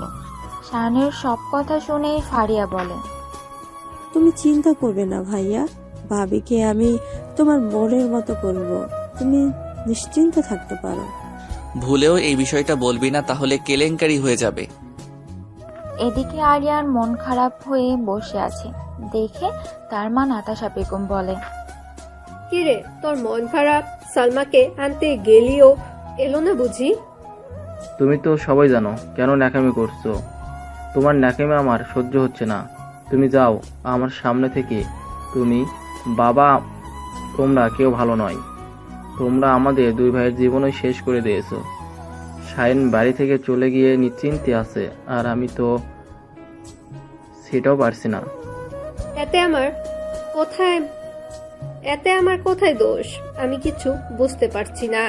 তোর বাবাই তোর সাথে সালমার বিয়ে দিয়েছে, আর সায়নের নামে যা কিছু বলেছে সালমা বলেছে, আর তোর বাবাও সালমাকে বিশ্বাস করে সায়নকে বাড়ি থেকে তাড়িয়ে দিয়েছে। এখানে আমি কি করতে পারি তুই বল? একদিকে স্বামী, অন্যদিকে সন্তানেরা, আমি কোথায় যাব?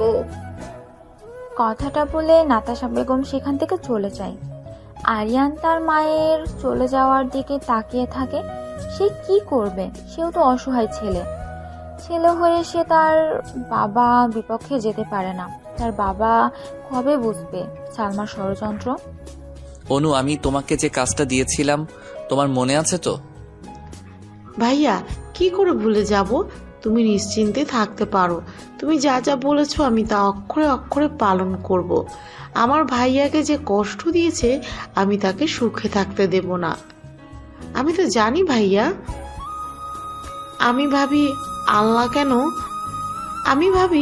আল্লাহ কেন তোমার সাথে আমার আগে আলাপ করিয়ে দেয়নি। তাহলে আমার বাচ্চার চিকিৎসায় এত দেরি হতো না। তুমি তো আল্লাহর প্রতিনিধি হয়ে আমাদের জীবনে এসেছো। আমি কিছু করিনি অনু, তুমি ভালো, তাই সৃষ্টিকর্তা তোমার জন্য ভালো কিছু করেছে। আমি তো নিমিত্ত মাত্র। তোমার ছেলে ভালো হয়ে যাবে।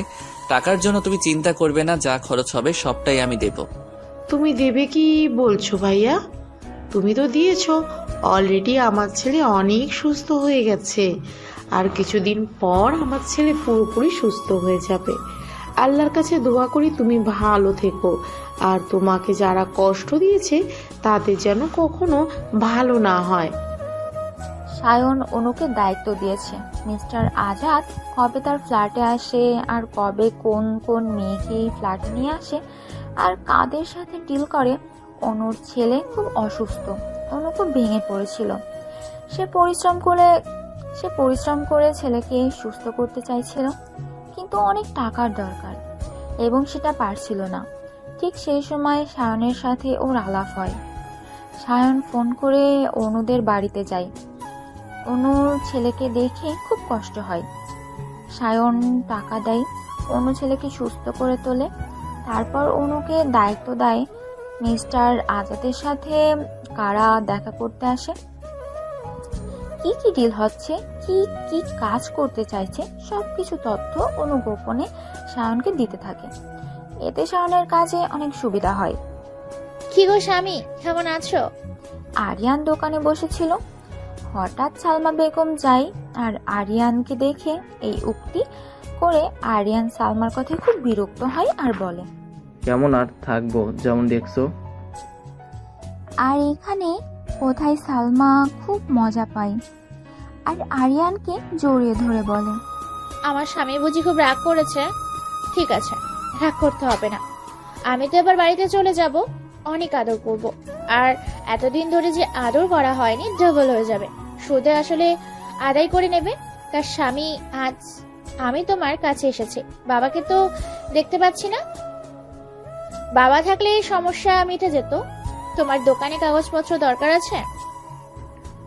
দোকানে কাগজপত্র কি দরকার? দোকান দেখিয়ে ব্যবসার জন্য লোন নেওয়া হবে। বাবা জানে, আমি সব বাবাকে বলেছি। বাবাই পাঠিয়েছে তোমার কাছে। বাবা এখন ভোপালে আছে, কিছু কাজে ভোপাল গেছে। আগে আমি বাবার সাথে কথা বলি, তারপর বলবো। একটা ব্যাংকে লোনের আবেদন করেছিলাম ব্যবসাটা বাড়ানোর জন্য। দোকানটাকে আরো বড় করতে হবে। ব্যাংক ম্যানেজার বলেছে দোকানে কাগজপত্র দিলে তবে সে লোন স্যাংশন করবে। আমি বাবাকে বলেছিলাম, বাবা বলেছে অসুবিধা নেই, দোকানের নামে দলিল সব তোমার কাছে আছে, তুমি ওখান থেকে চেয়ে নেবে। কালকে রাতে বাবার সাথে আমার কথা হয়েছে। ঠিক আছে, আজকে রাতে আমি বাবার সাথে কথা বলবো, তারপর কালকে তোমায় আমি বলবো। তুমি এখনই বাবার সাথে কথা বলো না, অসুবিধা নেই। তারপর আরিয়ান ওর বাবাকে ফোন করে, কিন্তু ফোন সুইচ অফ, কিছুতেই ফোন পাওয়া যায় না। সেটা দেখে সালমা বেগম বলে, বাবা যেখানে গেছে নেটওয়ার্কের প্রবলেম, আমাকে বাবার ফোন থেকে মেসেজ করেছে, দেখো। সালমা বেগম আরিয়ানকে মেসেজ দেখায়। আরিয়ান দেখে তার বাবা লিখেছে, এখানে নেটওয়ার্কের প্রবলেম বেশি, কথা বলতে পারবো না, তুমি সালামকে দোকানে দলিল দেবে।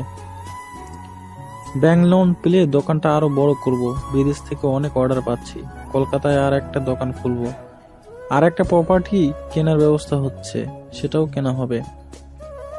আরিয়ান মেসেজটা পড়ে কিছুক্ষণ সালমার দিকে তাকিয়ে থাকে। সালমা চোখের ইশারায় কি বলছে জানতে চাইলে আরিয়ান ঘাড় নেড়ে কিছু নয় বলে। আরিয়ান তারপর সালমাকে বলে, দোকানে কিছু নেই, দলিল সব বাড়িতে আছে, তাহলে আমাকে আমার সাথে বাড়িতে যেতে হবে। তুমি কাগজ নিয়ে এসো, আমি বাড়িতে যাব না। ঠিক আছে, তুমি তাহলে এখানে অপেক্ষা করো, আমি বাড়ি থেকে কাগজ নিয়ে আসছি।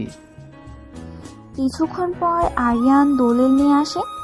দলিল পেয়ে সালমা আরিয়ানকে জড়িয়ে ধরে আর বলে, ধন্যবাদ স্বামী, আমি অনেক দিন থেকে অপেক্ষা করছিলাম, এখন সব আমার হাতের মুঠোয়। তুমি চিন্তা করো না, খুব ভালো খবর পাবে তাড়াতাড়ি। আমি এখন আসছি।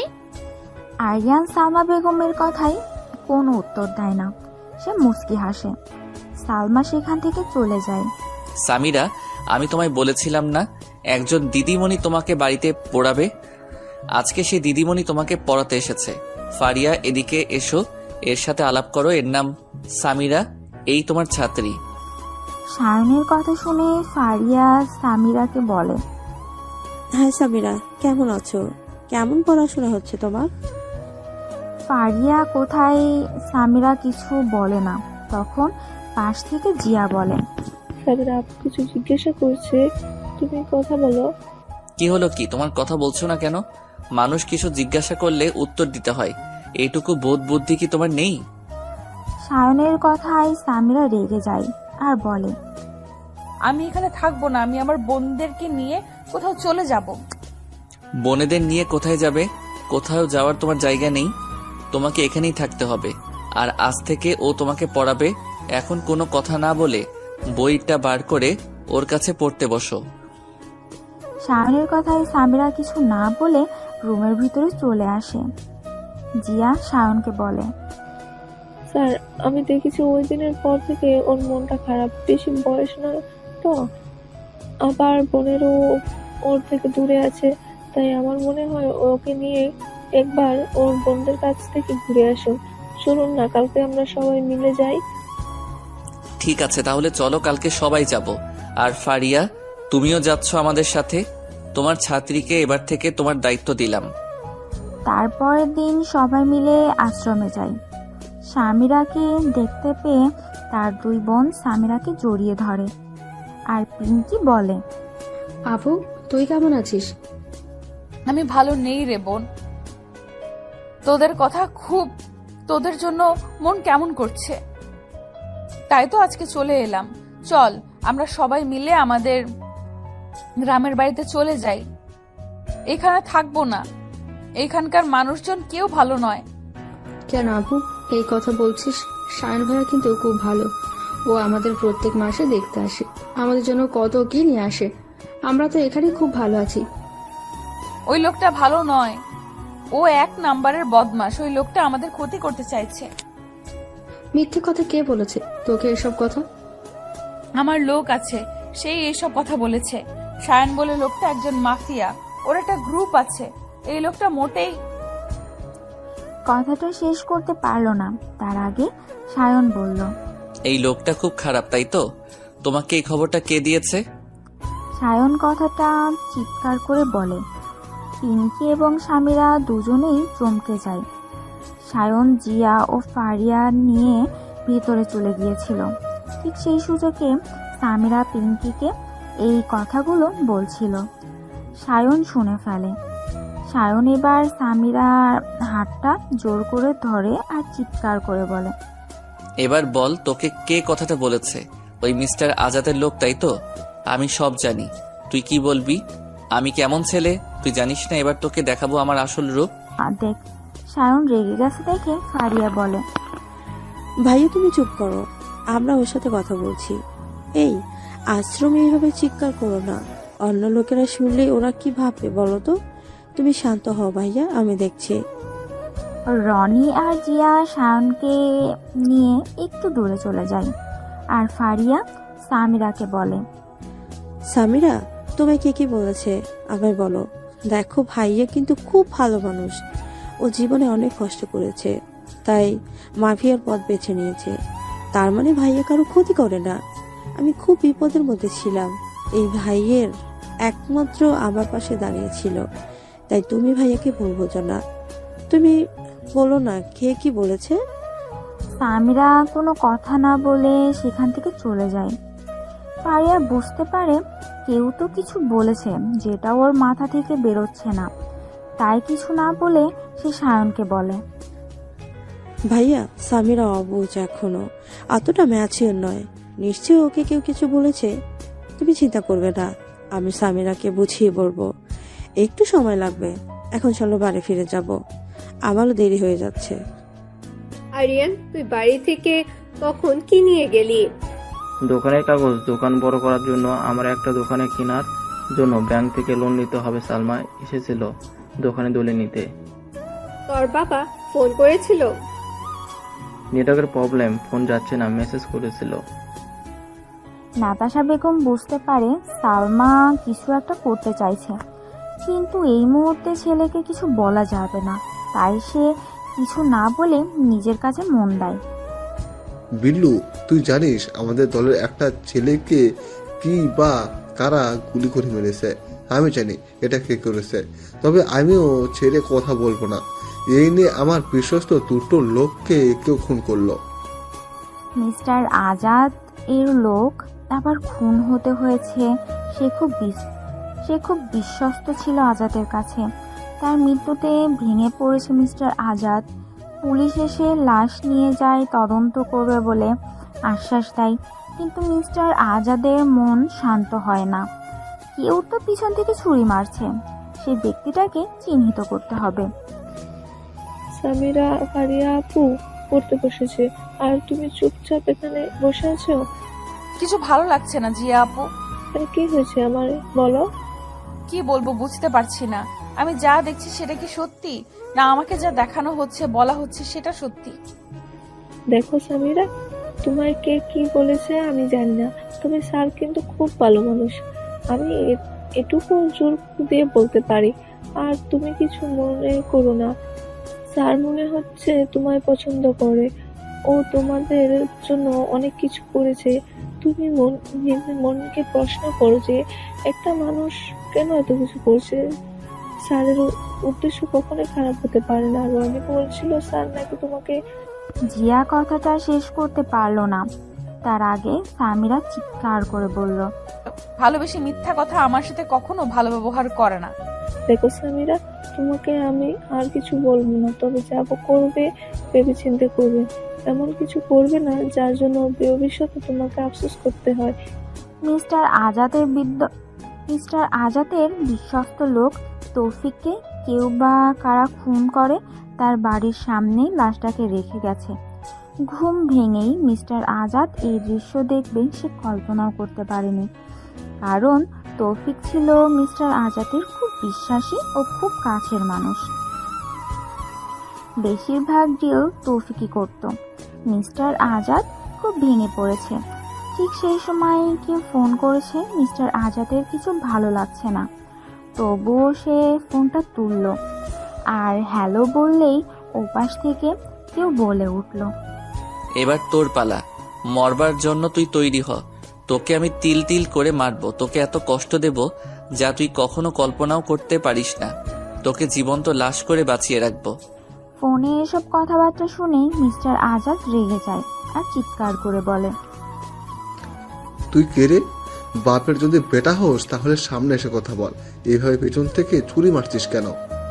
ওপাশ থেকে কোনো কথা না বলে ফোনটা কেটে দেয়। মিস্টার আজাদ তারপর সালমাকে ফোন করে আর বলে, সালমা, তুমি খুব তাড়াতাড়ি ফ্ল্যাটে চলে এসো, তোমার সাথে আমার কথা আছে। কেন, কি হয়েছে মিস্টার আজাদ? তুমি সামনে এসো না, তারপর সব বলবো। আজকের মধ্যেই যাচ্ছি। মিস্টার আজাদ তার ফ্ল্যাটে এসে অনুকে বলে, অনু, তোকে আজকে আসতে হবে না, তুই বাড়ি চলে যা। কেন স্যার? এখানে কিছু লোক আসবে, কিছু ডিল ফাইনাল হবে, আমরা অনলাইনে খাবার অর্ডার করে ফেলবো, তোকে রান্না করতে হবে না। ঠিক আছে স্যার। অনু সুযোগ বুঝে শায়নকে ফোন করলো আর বলল, আসসালামু আলাইকুম ভাইয়া, কেমন আছো? শায়ন তখন অফিসে কাজ করতে করতে ফোনটা রিসিভ করেছে। সে বুঝতে পারলো অনু যখন ফোন করেছে নিশ্চয়ই কিছু বলবে, তাই ফাইল বন্ধ করে অনুকে বলল, ওয়ালাইকুম আসসালাম। আলহামদুলিল্লাহ। হঠাৎ ফোন, নিশ্চয়ই কোনো আর্জেন্ট খবর আছে। কি বলছে মিস্টার আজাদ?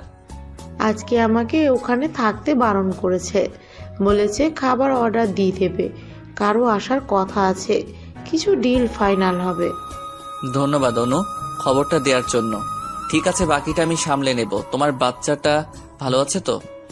হ্যাঁ ভাইয়া, আল্লাহর রহমতে আর আপনার দোয়ায় আমার বাচ্চারা ভালো আছে। অনু মিস্টার আজাদের ওখানে কি করছে না করছে সব খবর শায়নকে দেয়। কি ব্যাপার মিস্টার আজাদ, তড়িঘড়ি আসতে বলার কারণ কি? আমি কি তোমাকে বলেছিলাম? তুমি কি সেই কাজটা করেছো?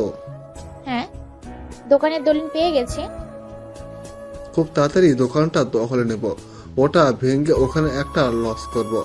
আচ্ছা, তোমার সেই দেওরটা যাকে ব্যাংক থেকে তাড়িয়ে দেওয়া হয়েছিল ডাকাতের মিথ্যে অপবাদ দিয়ে, এখন কোথায় আছে তুমি জানো কি?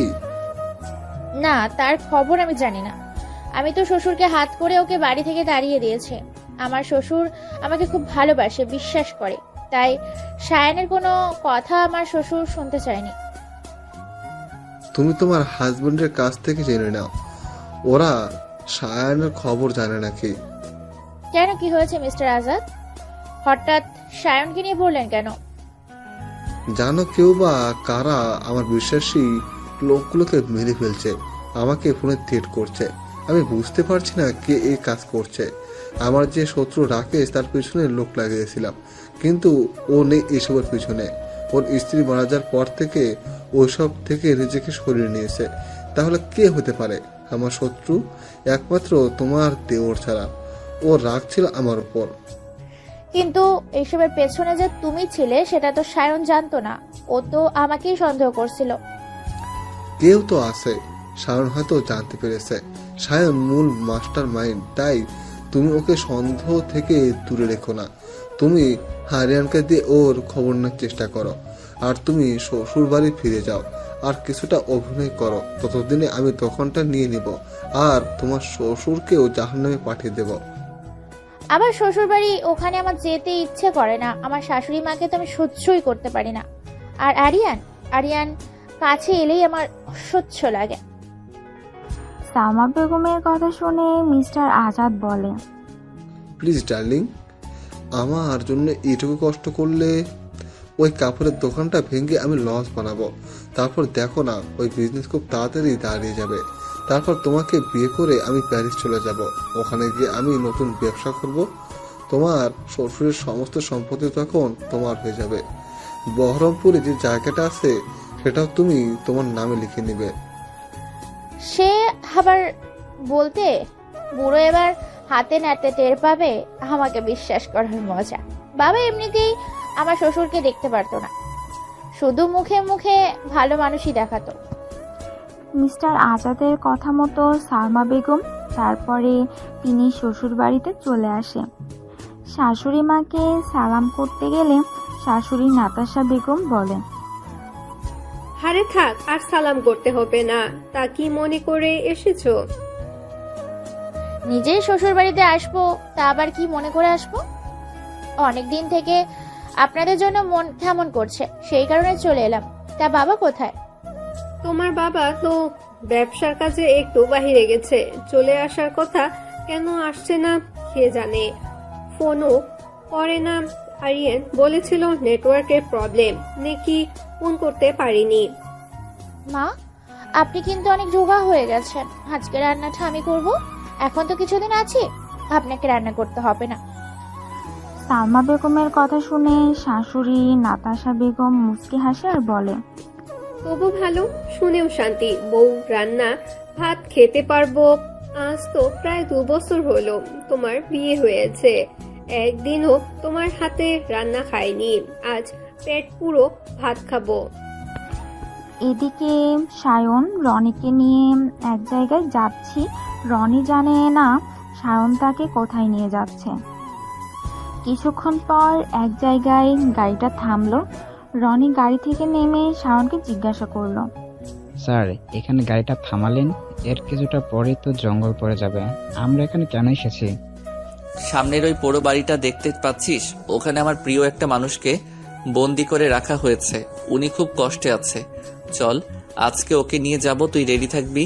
শত্রু যদি কেউ আক্রমণ করে তুই কাউকে ছাড়বি না, সরাসরি ফায়ার করে দিবি। তাতে কে মরলো কে বাঁচলো তোর দেখার দরকার নেই, শুধুই মানুষটাকে জীবিত রাখতে চাই। কিছুক্ষণ পরেই সায়ন রনি সেখানে হাজির হয়। সেখানে এক ব্যক্তির পাহারায় ছিল। তার কোনো কথা না বলে তাকে গুলি করে দেয়। এভাবে ভিতরে ঢুকে মানুষটাকে দেখে সায়ন চিৎকার করে কেঁদে ওঠে আর বলে, বাবা আমি এসে গেছি, তোমার আর কিছু হবে না, চলো বাবা এখান থেকে। আমি তোমায় বলেছিলাম তোমার বৌমা ভালো মানুষ নয়, তবু তুমি আমায় বিশ্বাস করলে না। ওরা বাপ মেয়ে মিলে আমাদের পুরো সংসারটা শেষ করে দিল, আর তুমি একটা ব্যবসায়ী মানুষ হয়েও ওদের চাল ধরতে পারলে না। ওকে বিশ্বাস করে বড় ভাইয়ার সাথে তুমি বিয়ে দিলে। ছেলের কথা শুনে ভদ্রলোকের মুখ থেকে কোনো কথা বেরোচ্ছে না। তার চোখ দিয়ে গড়িয়ে পড়ছে নোনা জল। সে কথা বলা শক্তি হারিয়ে ফেলেছে। সায়ন তার বাবাকে দেখে নিয়ে তার একটা গোপন জায়গায় নিয়ে গিয়ে রাখে এবং নিজের একটা বিশ্বাসী ডাক্তারকে দিয়ে চিকিৎসা করায়। ডাক্তার বলে, অনেকদিন পেট ভরে কিছু খাইনি, তাই অসুস্থ হয়ে পড়েছি, শরীরে শক্তি কমে গেছে। তারপর নিয়মিত হার্টের ওষুধ খেতে সেও পায়নি, প্রচণ্ড টর্চারিং করা হয়েছে, মানসিকভাবে ভেঙে পড়েছে, ওর কথা বলার শক্তি হারিয়ে গেছে। এইভাবে চলতে থাকলে যে কোনো একদিনও পৃথিবী মায়া ছেড়ে আল্লাহর দরবারে চলে যাবে। আমি কথা দিতে পারছি না, তবে আমি আমার মতো চেষ্টা করব, বাকি সব আল্লাহর ইচ্ছা। ডাক্তারের কথা শুনে বাবাকে জড়িয়ে ধরে সায়ন কাঁদে আর বলে, বাবা আমি চেষ্টা করব তোমাকে বাঁচিয়ে রাখার। আমি তোমাকে নিয়ে বাইরে চলে যাব, বিদেশে গিয়ে চিকিৎসা করাবো, অনেক বড় ডাক্তার দেখাবো। তুমি ভালো হয়ে যাবে বাবা, তুমি চিন্তা করো না। তোমার এই ছেলে তোমাকে ভালো করে রাখবে, তোমাকে সুস্থ করে মায়ের কাছে নিয়ে যাব। সায়নের কথা শুনে তার বাবা ইশারায় তাকে কিছু বলল। সে আমি বুঝতে পারলাম না। পাশ থেকে তাকে রনি বলল, স্যার আপনার বাবা কথা বলতে পারছে না, আপনি এক কাজ করুন, ওনাকে একটা খাতা আর পেন দিন, উনি কিছুটা লিখে দিন, তাহলেই আপনি বুঝতে পারবেন। রনির কথা মতো শাওন একটা পেন আর খাতা আর বাবাকে নিয়ে, আর তাতে তার বাবা লেখে, সালমা ও তার বাবার উদ্দেশ্য ভালো নয়, ওরা আজকে আমার এই অবস্থা করেছে। সালমার বাবা সবসময় আমাকে হিংসা করত। আমি সামান্য কাপড় বিক্রি করতাম হাটে হাটে, সেখান থেকে আজকে সফল ব্যবসায়ী হলাম, বাড়ি করলাম, গাড়ি কিনলাম, সম্পত্তি করলাম, কিন্তু সে চায়ের দোকান নিয়ে রইল। আমি বুঝতে পারিনি আমি সরল মনে ওর সঙ্গে বন্ধুত্ব করেছিলাম, তাই আজ এই পরিণত হলো আমার। তোকে অবিশ্বাস করে আমি বড্ড ভুল করেছি। আমি জানি তুই কোনো দোষ করিসনি, সব সালমার পরিকল্পনা ছিল।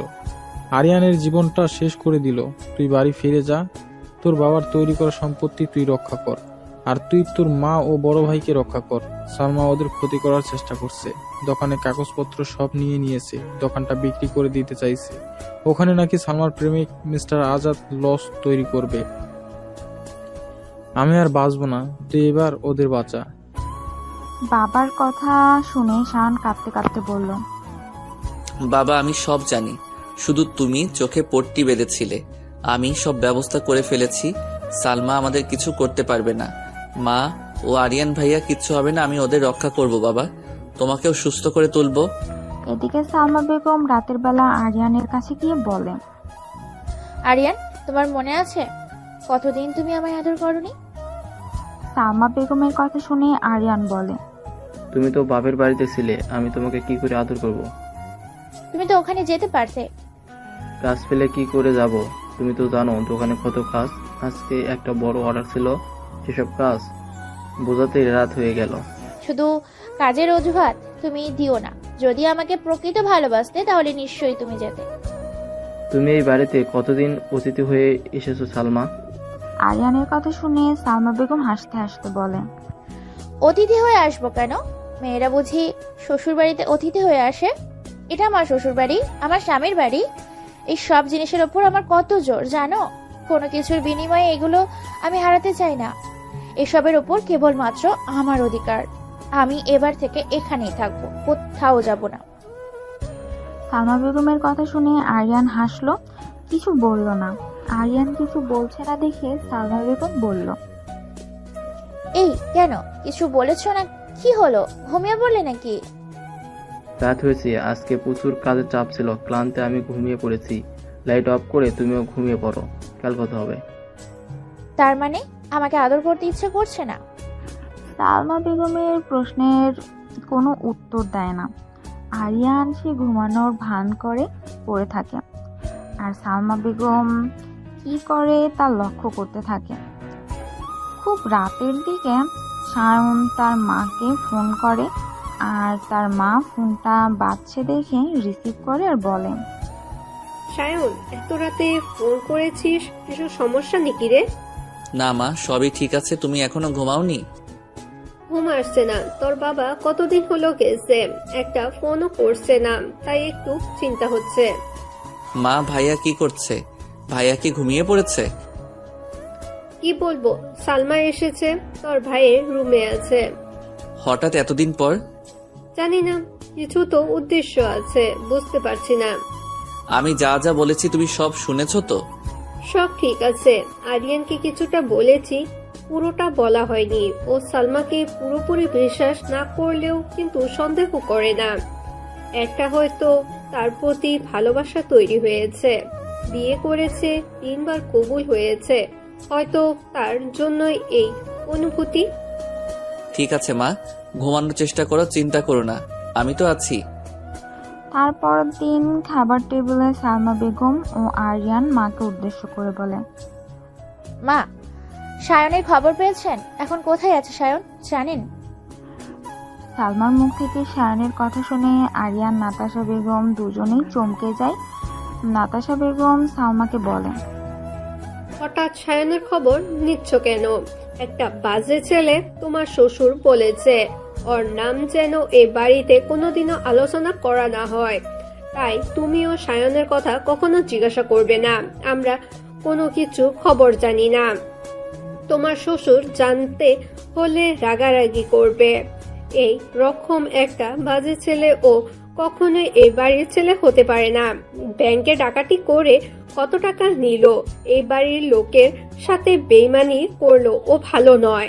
তোমার শ্বশুর সায়নকে বাড়ি থেকে তাড়িয়ে দিয়েছে, ভালো হয়েছে। আমার প্রথম কষ্ট হতো, কিন্তু এখন মনে হচ্ছে যেটা হয়েছে সেটা ঠিকই হয়েছে।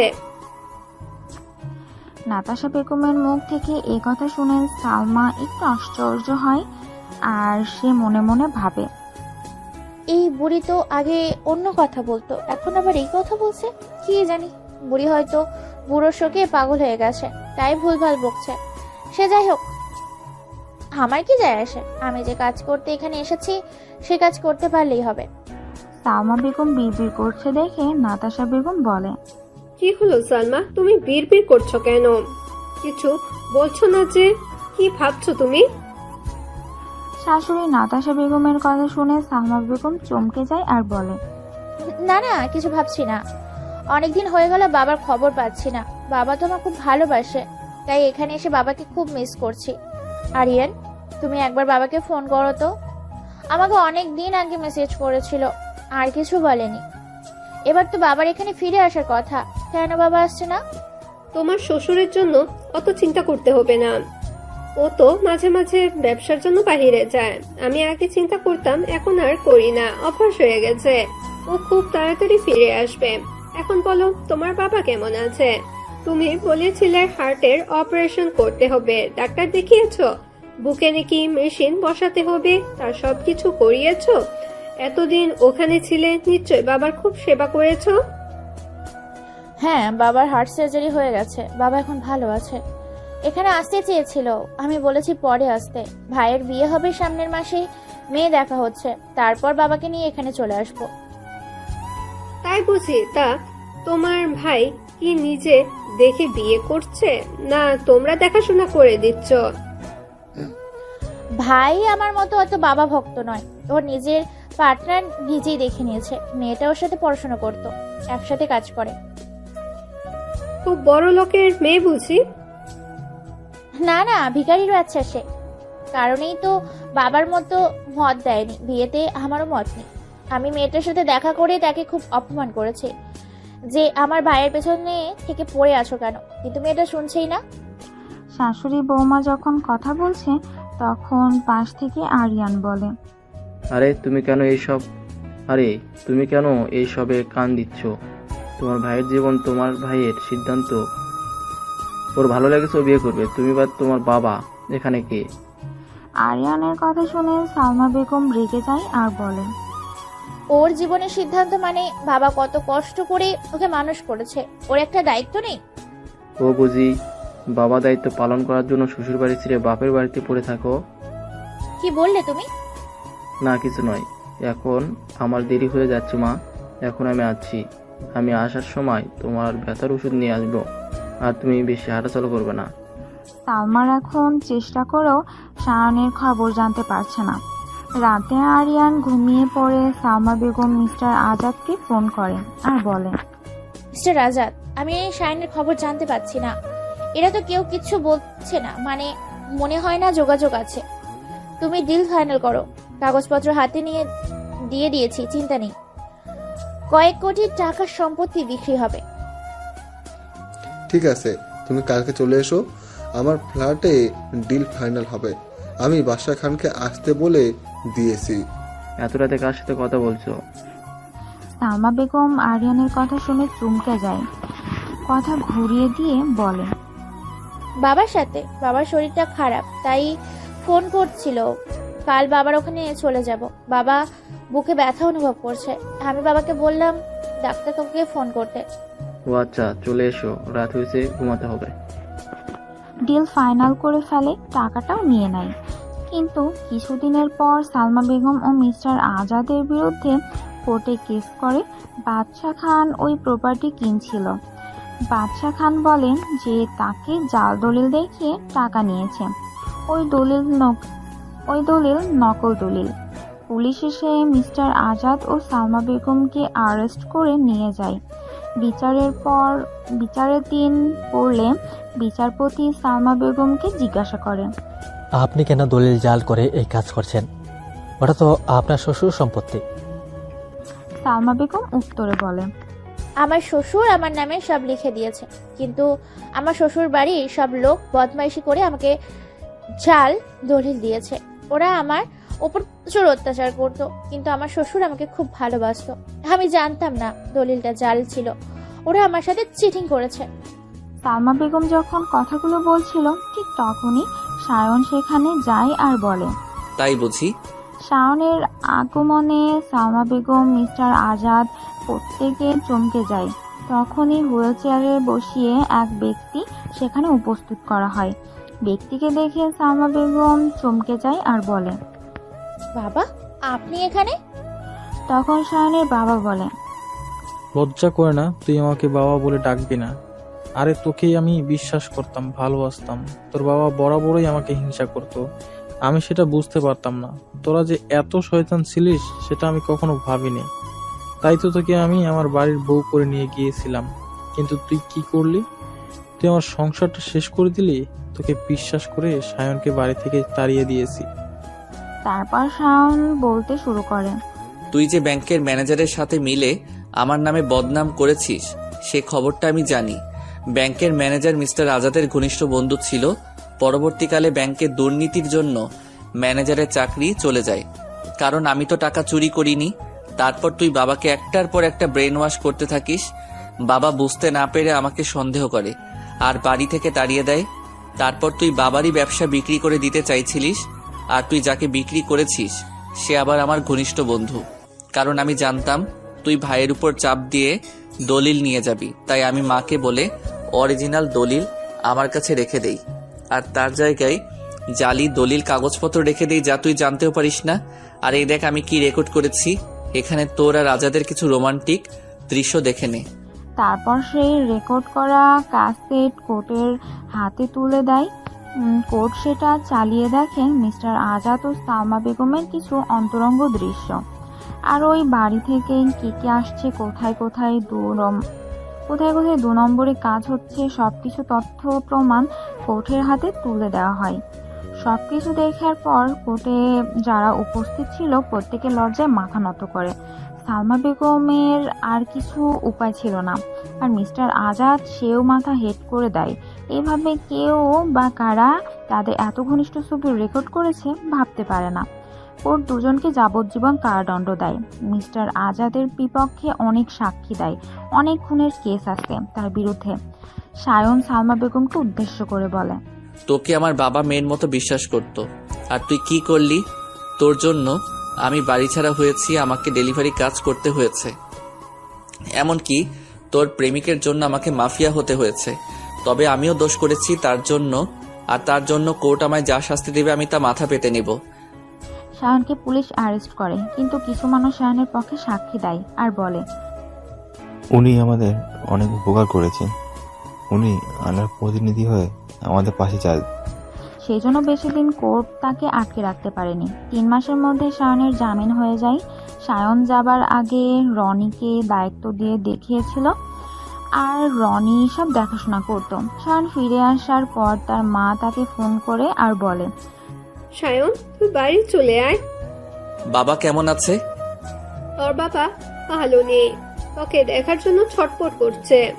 এদিকটা একটু গুছিয়ে নিয়ে আমি যাব, তুমি বাবার খেয়াল রাখবে আর প্রয়োজনে ডাক্তার কাকাকে ফোন করবে। সায়ন ফ্ল্যাটে এসে সামিরাকে উদ্দেশ্য করে বলে, কেমন আছো সামিরা? এই কদিন তো একবারও আমাকে দেখতে গেলে না। আমি ভালো আছি। কেন শুধু শুধু আপনাকে দেখতে যাব? আপনি ভালো লোক নয়, আপনি আমাকে জোর করে আটকে রেখেছেন। এবার সারা জীবনের জন্য আটকে রাখবো, কি করার আছে তুমি করবে। সায়নের কথা শুনে সামিরা চলে যায়। রনি জিয়া হাসতে থাকে আর সায়ন বলে, তুমি রনি এবার তৈরি হও জিয়ার দায়িত্ব নেবার জন্য, কালকেই তোদের বিয়ে দেয়া হবে। সায়নের কথায় জিয়া লজ্জা পায় আর বলে, কি বলছেন ভাইয়া? তোমরা কি ভেবেছিলে আমার পিঠ পেছনে এত কাণ্ড করবে? আমি জানতে পারবো না? আমি সব জানি। আর জিয়া স্যার নয় ভাইয়া বলবে। তারপরের দিন জিয়া রনির বিয়ে হয়ে যায়, আর তারপর থেকে সামিরাকে খুঁজে পাওয়া যাচ্ছে না। সায়নের মাথা খারাপ হয়ে যায়, সে মাথা ঠিক করতে পারে না। এদিকে মসজিদের কিছুটা দূরে গাছের তলায় একটা মেয়েকে বসে থাকতে দেখে নাতাশা বেগম মেয়েটাকে জিজ্ঞাসা করে, এই মেয়ে এখানে তুমি কি করছো? আমার কেউ নেই, আমায় কেউ ভালোবাসে না। আমার বাবা মা সবাই মারা গেছে, আমার ভাইটাও মারা গেছে, আমার বোনগুলো আমার থেকে অনেক দূরে আছে। ওই লোকটাই বোনগুলোকে ওখানে রেখে দিয়েছে। সামিরার কান্না শুনে নাতাশা বলে, ও তাই বুঝি, তোমাকে কাঁদতে হবে না। কি করবে বলো? ভাগ্যর ওপর তো কারো হাত নেই। তুমি আমার সাথে চলো, আমার বাড়িতে থাকবে। আমার মেয়ে নেই, তুমি আমার মেয়ে হয়ে আমাদের বাড়িতে থাকবে। তোমার মেয়ে নেই? না গো, আমার মেয়ে নেই, আমার 2টো ছেলে। আমার তোমাকে খুব ভালো লেগেছে, তুমি একটা মিষ্টি মেয়ে। তুমি চলো আমাদের বাড়িতে আমার সাথে। সামিরা নাতাশা বেগমের সাথে তার বাড়িতে আসে। বাড়িতে এসে ফ্যামিলি অ্যালবামে সায়নের ফটো দেখে নাতাশা বেগমকে জিজ্ঞাসা করে, তোমাদের সাথে এই বাজে ছেলেটা কেন ছবি তুলেছে? তুমি ওকে চেনো? ওই লোকটা ভালো ছেলে নয়। ও এতদিন আমাকে জোর করে ওর কাছে আটকে রেখেছিল, আমার বোনদের দেখতে দিচ্ছিল না। তবে ও আমাকে স্কুলে ভর্তি করে দিয়েছে। আমি এবছর মাধ্যমিক পরীক্ষা দিব, আর 2 মাস বাকি আছে। আমার জন্য একটা টিচার রেখে দিয়েছে, কিন্তু তবুও মনে হচ্ছে লোকটা আমাকে মিথ্যা কথা বলছে। আমাকে বলছিল মিস্টার আজাদ নাকি আমার বাবাকে খুন করেছে, কিন্তু আমি ঠিক মানতে পারছি না। মিস্টার আজাদের লোক একদিন আমার বাসায় এসে বলেন এর পেছনে নাকি ওই লোকটা দায়ী। সেজন্য আমি ওকে বিশ্বাস করতে পারছি না। ঠিক আছে, তুমি এখন খেয়ে ঘুমিয়ে পড়ো, তুমি ক্লান্ত আছো। তবে ওই লোকটা ভালো খারাপ নয়, ওই লোকটা আমার অনেক উপকার করেছে।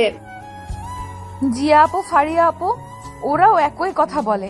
জিয়া আপু বলে ও নাকি আমাকে ভালোবাসে, কিন্তু আমার মনে হয়।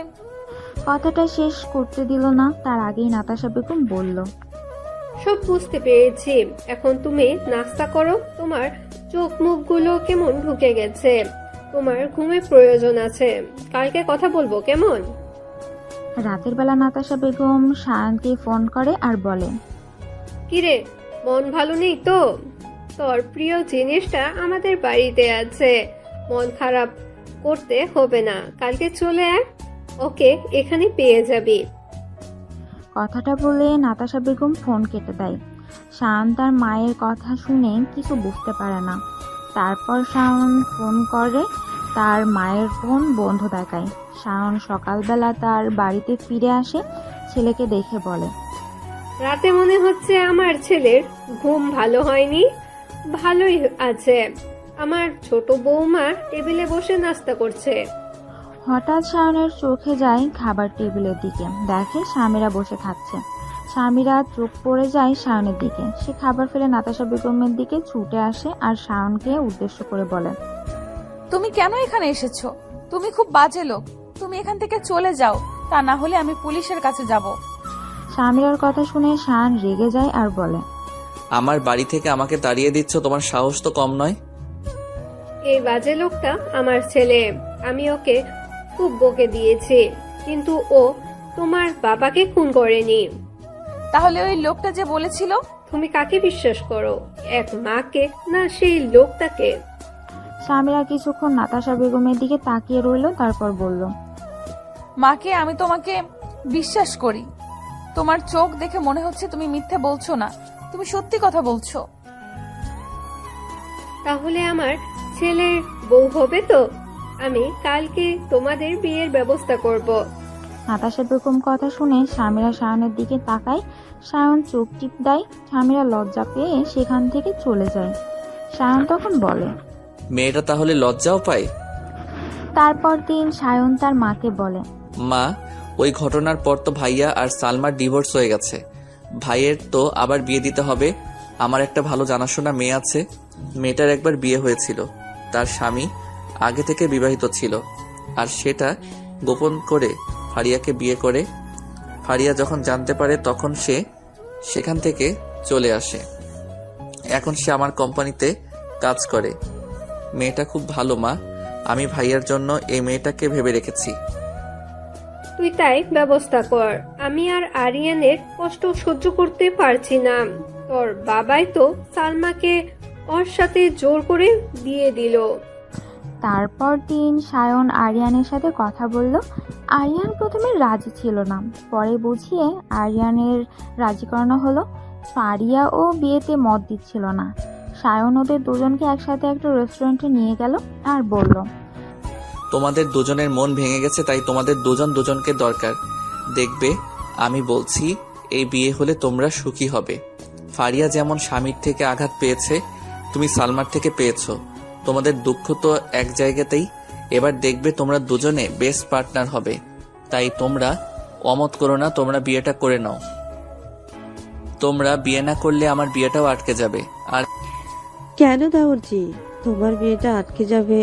তুমি বুঝি তাড়াতাড়ি বাবা ডাক শুনতে চাইছো? আগে চাচা ডাক শুনি, তবে তো বাবা ডাক শুনবো। সামিরা এখন ছোট, দেখতে পাচ্ছ না? ও মাধ্যমিক পাশ করুক, উচ্চ মাধ্যমিক পাশ করুক, 2 বছর পর বিয়ে করব।